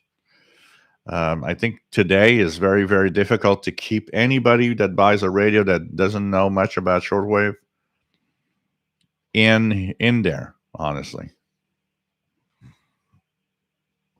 MXZ76 remembers 300 kilobits per second Winamp video streams. I remember the first stream was, I think, a Real. You guys remember Real Player? They had very, very good. Real Player was popular back then because it was the one player that had such a good compression that it was one of the best for low-speed internet over dial-up. That would still be able to show us a little video. And let's face it, even if it was this big, we were all very, very finding it very, very cool. Very, very cool to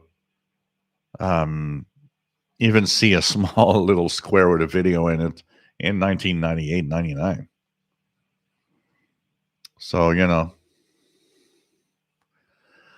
Ratio Satellites Relays was the first mark showing shortwave going to end. Felipe, PY1IA. Shortwave can be useful in large areas, interior of Latin America and Africa, where internet access is almost unavailable. Absolutely. Absolutely, Felipe. Jason, what really started the decline of shortwave was satellite technology. Shortwave was no longer the only means to get news from around the world. They could now send video and audio from anywhere. But satellite is a different thing. Satellite is not a decline of shortwave either. Satellite is a different thing. What you're talking about here is our satellites were able to help sending information everywhere around the world. Here we're really talking about broadcasting our ideas from a country to another continent. If satellite technology was the thing, then we would all have satellite radios and be listening to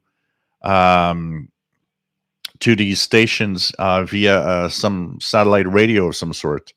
That also never happened. Here, what you're talking about when we talk about satellite relays is more of how easier international news and events could be, relayed everywhere. And that's a different thing from shortwave. Shortwave broadcasting is a very unique thing. Shortwave broadcasting was different. Shortwave broadcasting was, I can, give my country's views of current events to other countries and to continents. Shortwave declined mostly because of the Cold War and mostly because, it's costly to have shortwave transmitters and engineers and everything. Let's save money. That's all. Because, we don't know what's happening around the world really today. Remember how we all knew what was happening in countries in the 80s and 90s? We were listening to these stations from, everywhere. Just look at an example, Norway. The only news we get out of Norway is when some crazy guy shoots people down or whatever. But apart from that, we don't know what's happening in Norway anymore. We don't know what's happening in Sweden. We don't know what's happening in Switzerland. We knew what was happening in these countries with shortwave back then. We lost something, and I think a lot of countries have not realized that shortwave broadcasting was giving us ideas of what was life about in their countries. But, internet or satellite, that's not the decline of shortwave. The decline of shortwave came as Cold War ended. A lot of countries kind of found, well, is it really useful to send my ideological, my way of life to the world. Maybe that's something that's not needed anymore. Much more than anything else. Much more than anything else. It is costly also, 250, 500 kilowatt transmitters to maintain, to send news to other continents and stuff. You get to a point where you're thinking, well, is this really necessary? And a lot of countries just decided, well, we could save money by not broadcasting anymore on shortwave. But also, with that brought the negative side that a lot of countries, I think, don't realize. Yeah, but also we don't know what's happening in your country anymore. We don't know who you are anymore. I can tell you that.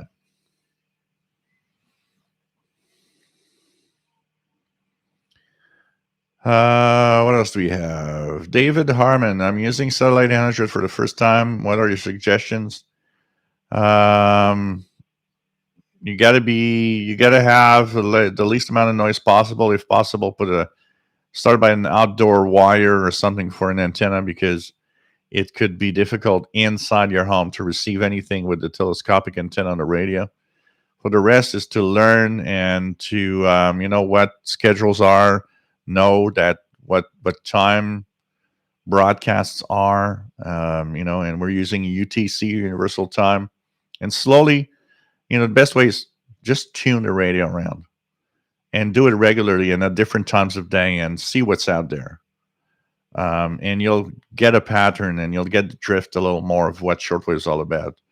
But be aware that if it's very noisy because of electronic devices around you in your home, it might not perform like you thought it would be. You might need to think of, an outdoor antenna or moving the radio to a different location and so on. Others out of Crafter's Kitchen, Cold War ending definitely decimated many European stations. Radio Berlin International's last broadcast was comical, with announcers grumbling about losing their jobs to Deutsche Welle's announcers. Yep, absolutely.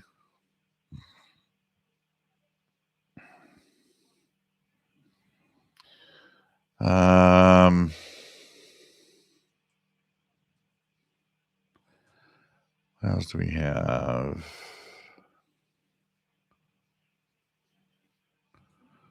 Yeah, that's the thing, is what's available on some of these, because there are some of these that do stream. Absolutely. I mean, you can listen to Radio France, for example. You can listen to the BBC on streaming. But most stations that were on shortwave never left behind a internet side where you could stream their programs,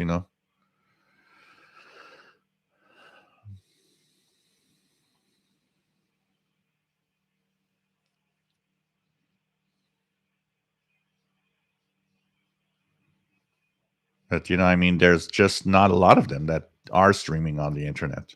The majority of stations that have gone are gone. They don't have an internet presence.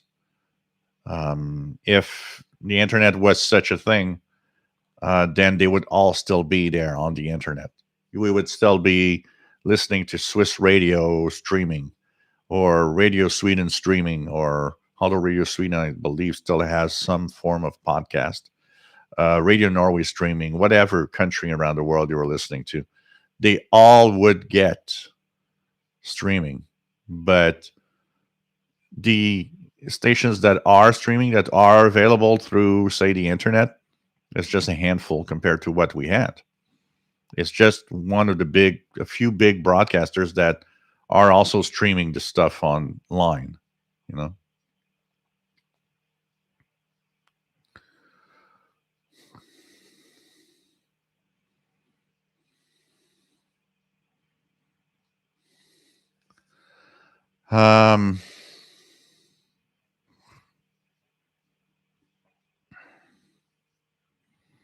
What else do we have?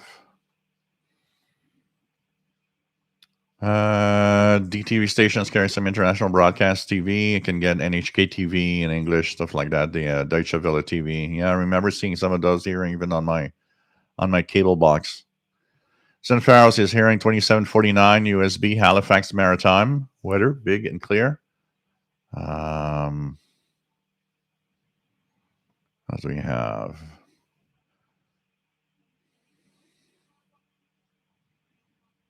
The internet is a different thing. I mean, us radio fans are definitely addicted to radio and receiving radio signals from far away. And like, I bet you there are some people out there that have internet radios that actually love going around and hearing stuff over their devices. And that's fine. I mean, there's for everybody out there. Horacio, on the shortwave we had established routines. Radio Netherlands was 23:30 every evening. I already know that you enjoyed the programming of that day. Whether you religiously wait for BBC News Hour on the hour. Yep. BBC News on the hour. Yep. 5975. Man. Take care, Nielsen. Always nice to have you here.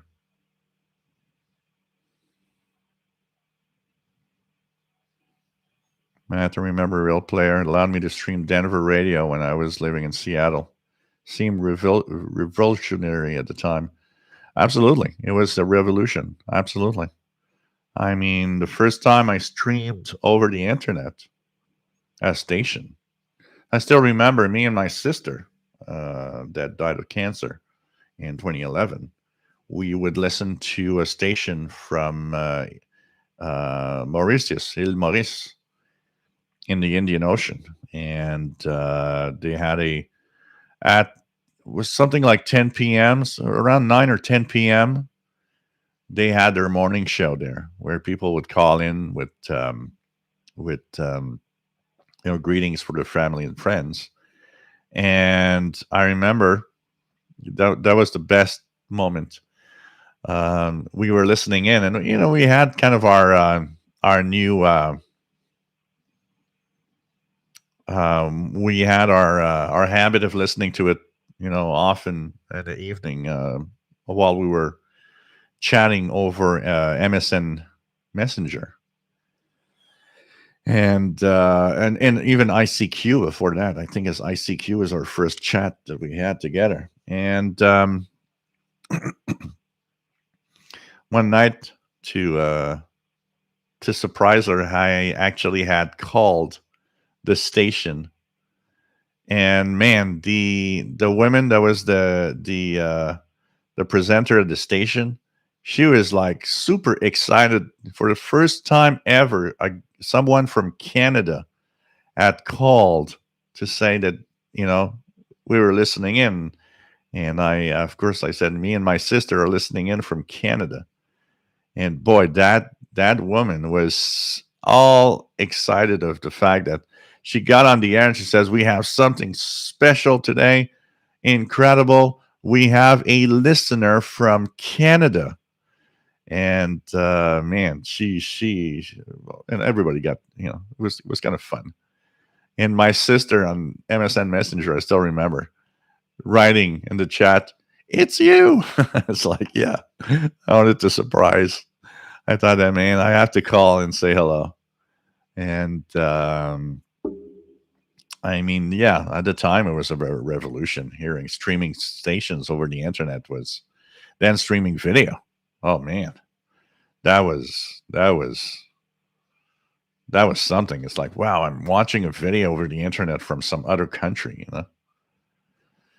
Zen Pharaoh, CHLO in Brampton, Ontario, visible, not audible at 530 kilohertz, supposedly the only broadcast station on 530 in North America.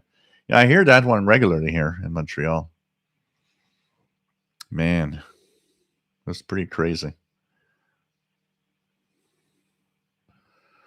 Yeah. It's funny because, you look at things like Real Player that actually really dominated back then.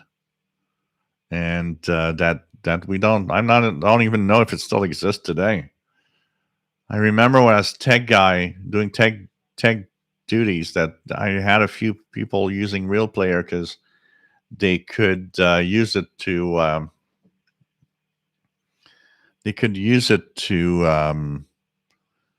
like they would use Real Player to strip songs, download songs from like YouTube and stuff like that at some point. But I don't even know if Real Player still exists. But that time it was they were the first ones that were popular because their compression was so good that you could do a lot with Real Player. And then of course one thing that probably killed Real Player in some way also is when I think when Windows started becoming standard with its own Windows media player. So that I think was one of the killers of a lot of other audio video players.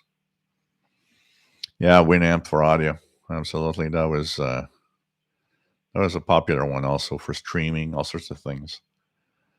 Ratio on the big shortwave broadcasters, you would find superb journalism and journalists, frequently much better than in local radio or TV. They are another perspective on the world issues. Absolutely, absolutely.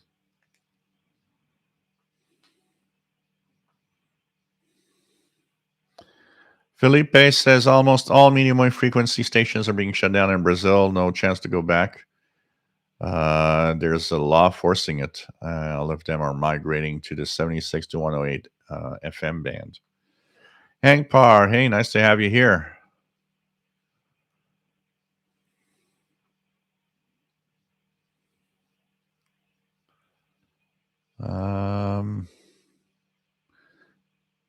Kevin, nice to have you here. We have Agent Smith. Why do you think digital radio mondial never really took off? Two things that go together. First, the quality and the difficulty in receiving a clear broadcast made it difficult. Made it difficult to really have an interesting listening experience with it. But probably the number one thing is that there were never really inexpensive radios. DRM never enjoyed, if there would have been say $100 radio that decently received DRM, it possibly would have caught on better. But there was never a receiver that was inexpensive to hear DRM. And most of the DRM is, it's on or off. It's digital like DRM broadcast on shortwave. I don't think is that great of an idea with the fading. It's an off and on thing, and you need strong signals for it to work well or decently. And we don't always have that. And I think stations are actually spending money on DRM for nothing, unfortunately. San Farrell's is receiving HGJB 6050 with a big signal. And CRFRX 6070 weaker. Our JDA Dakota, I enjoy my internet radio, and like I have said, it does get some international radio broadcasters, but do realize what would happen if they started censoring it or shutting it down entirely. Yeah, that's a different thing. Internet stations have one big flaw is that stations can easily be blocked by countries, or there's censorship of the internet, something you cannot do really with shortwave. Joe Brown, nice to have you on board from Southeast Michigan. Mike WDX50 says ICQ blast from the past. Yep.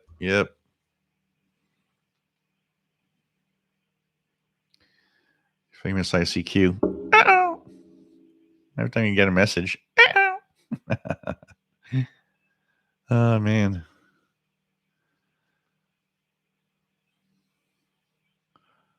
What else do we have?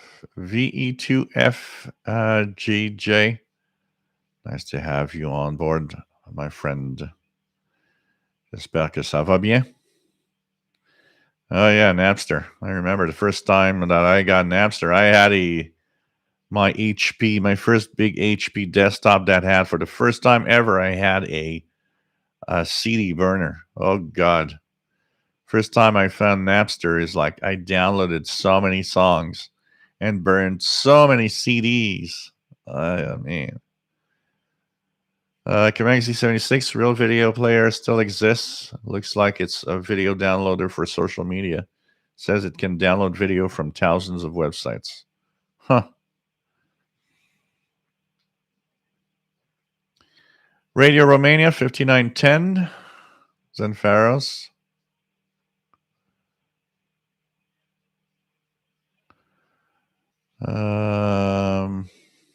Man, that was crazy. Zenfaros 6180 shows up as Radio de Amazona on the schedule, but it sounds very much like a Chinese station. 6180. I don't know if it's still the same, but there was. Let's just check it out here. There was. Yeah, that's.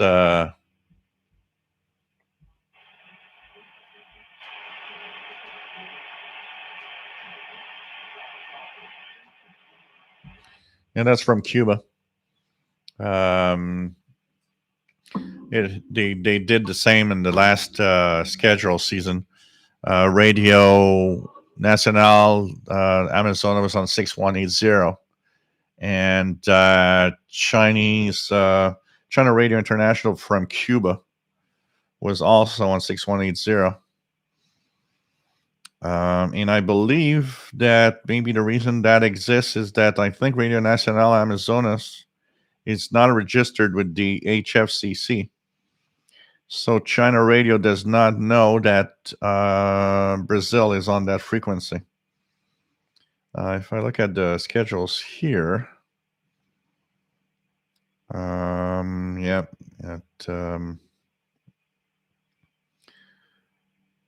here it says China Radio from Cuba, 01 to 02 in English, and in Mandarin from 02 to 03. So this China Radio International from Cuba on 6180. And that are, I remember listening sometimes, and you could hear about Brazil and China on the same, like mixing in together. Art Dodd, nice to have you here. K2ADC, New Jersey. Keegan is hearing the Super Bowl channel 27025 active tonight, so some Sportic E happening for sure.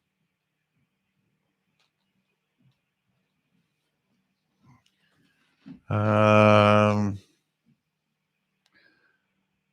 else do we have? Christian Marcoux, before ICQ, I was on Powwow, and you could draw online, played live tic-tac-toe a few times back then. Wow.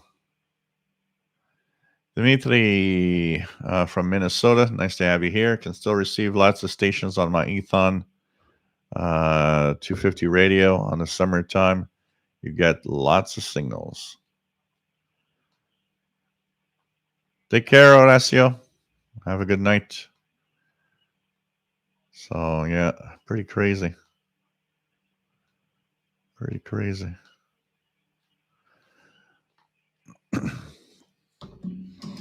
Other questions from our friend? We're going to keep some for Saturday also. I'll continue on Saturday for some of the questions.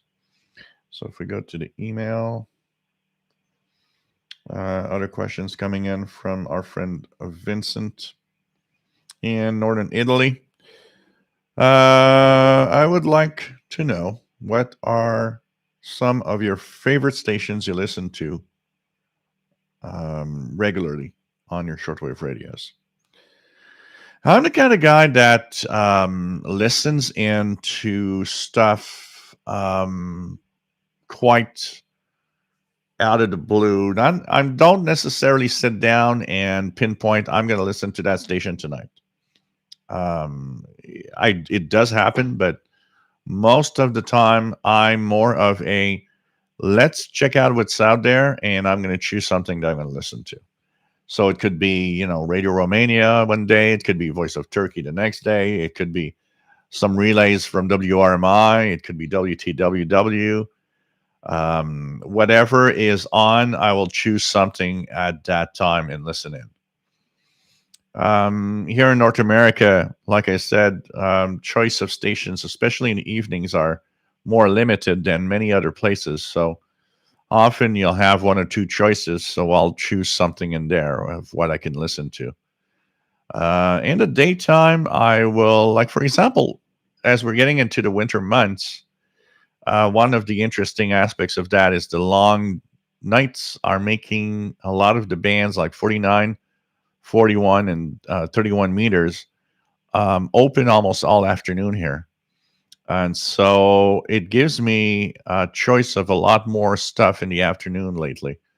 So to give you an idea, for example, today, I heard Radio Japan and HK Radio Japan, 30-minute French language show from Madagascar really well. I listened to some Radio France International, Voice of America. BBC was coming in decently on 1209.5 at some point this afternoon. So I'll go through all of that and listen in and follow as time goes by.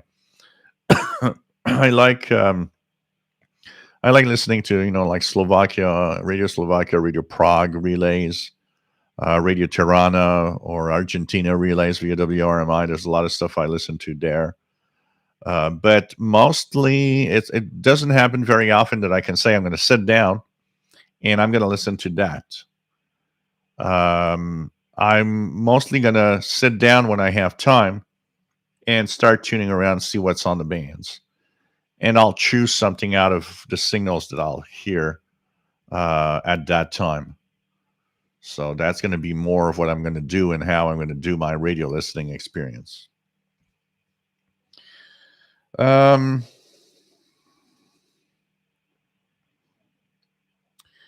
Another question that Vincent has is, are there regions around the world that have more broadcasting than others?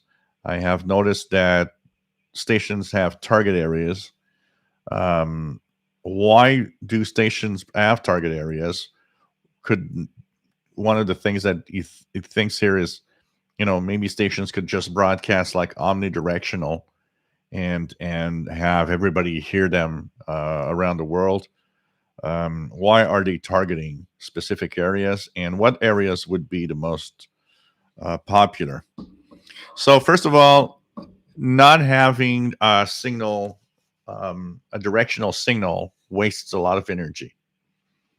So to give you an idea, if a station would be omnidirectional, you would have some reception to the station, but of course, because it sends the signal everywhere equally, the signal is not as powerful as a signal that is focused to a target area.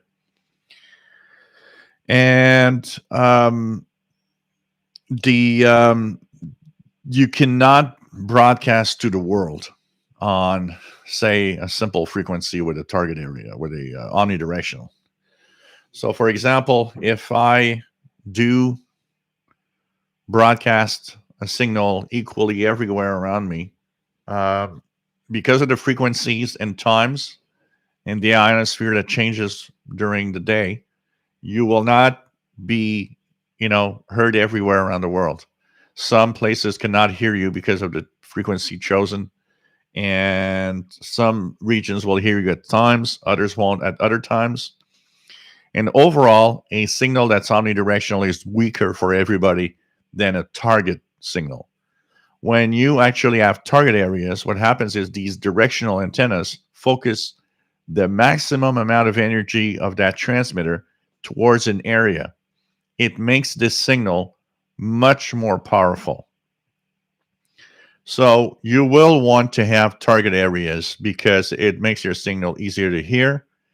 And at the same time, by having target areas, you target times and frequencies that are optimized for listening in that region. What regions of the world are the most active on shortwave? Well, definitely Asia is the center of the shortwave world right now. Every Asian country is probably bombarded by tons and tons of signals. A lot of China in there. But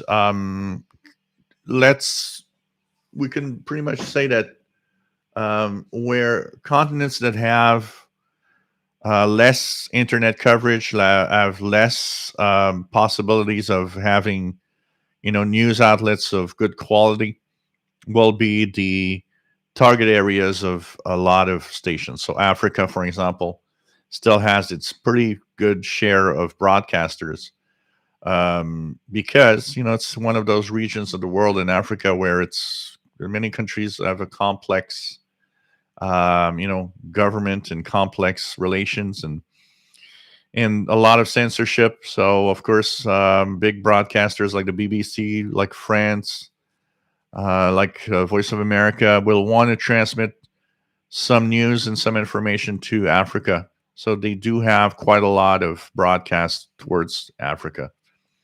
So typically, Vatican Radio and Radio France, Radio Romania, every pretty major broadcaster has an African service pretty much.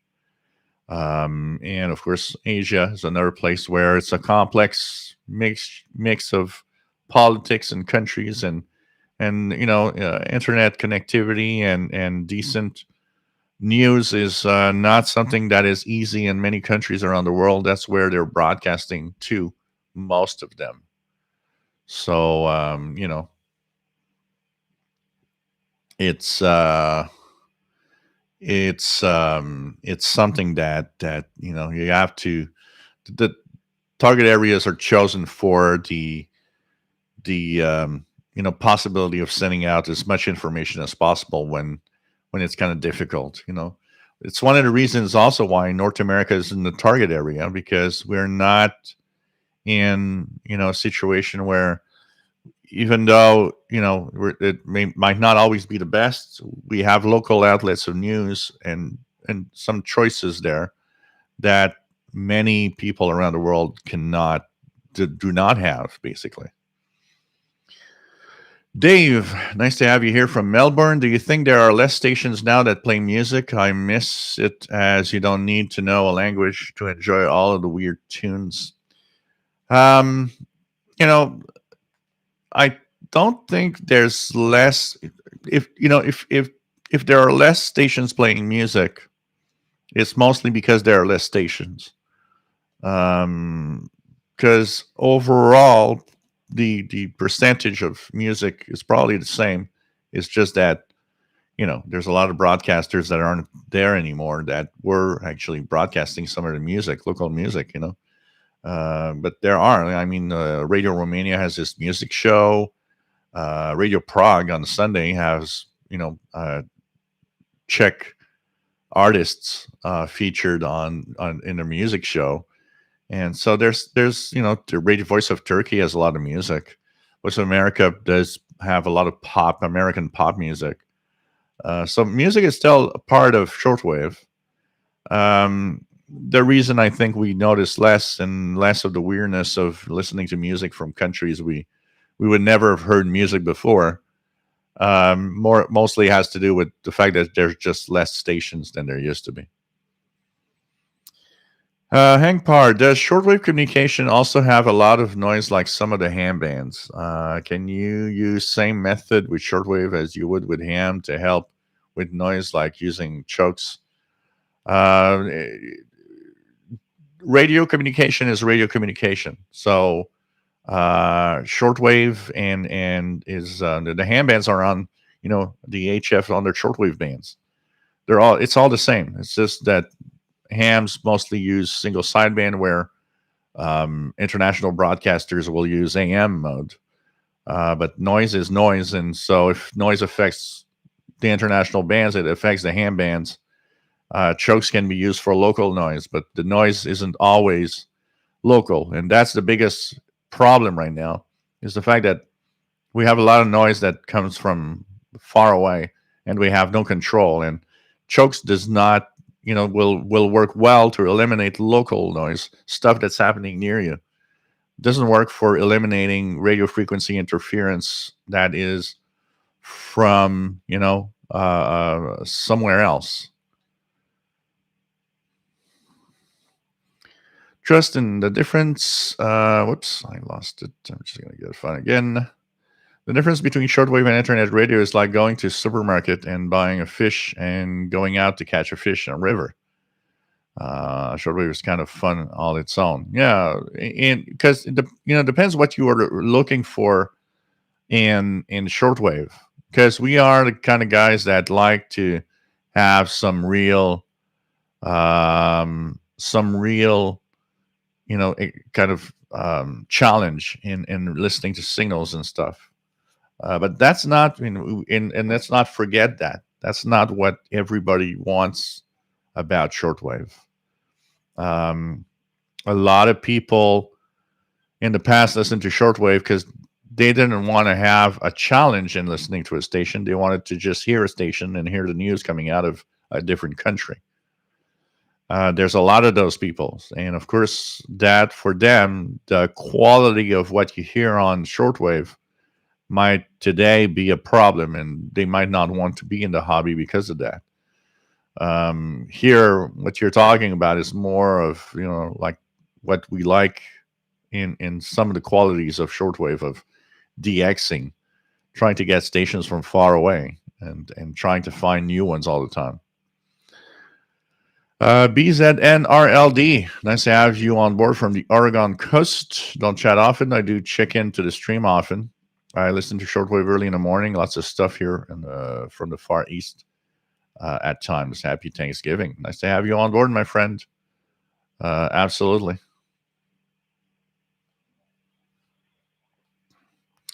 That's also another thing, absolutely. And like Andy New says, target area is going to have a broadcast. Chances are the broadcast is going to be in a language you can understand. Absolutely.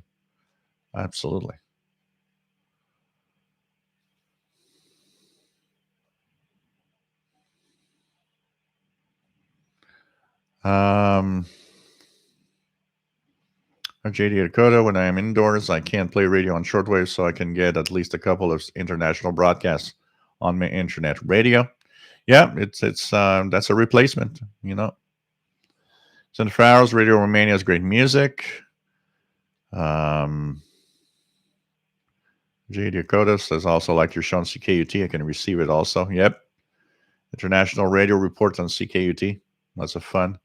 Yeah, that'd be cool, Keegan, if one day you hear CKUT via eSkip. That'd be really, really nice.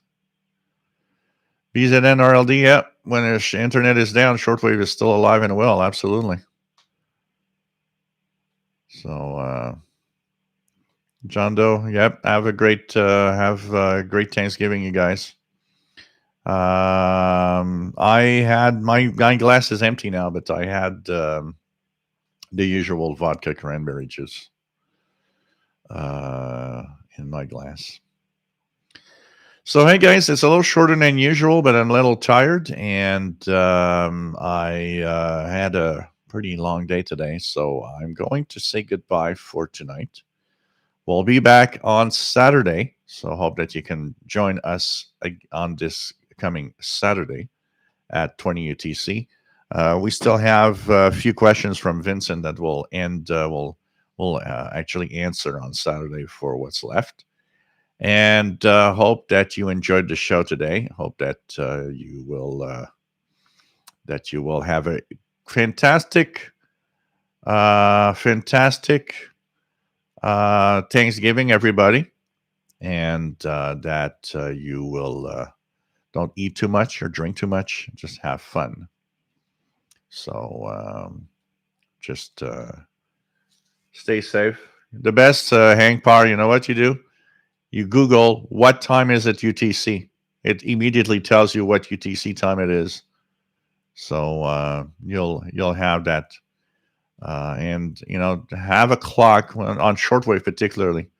I think everybody that does shortwave needs to have a clock set to UTC all the time.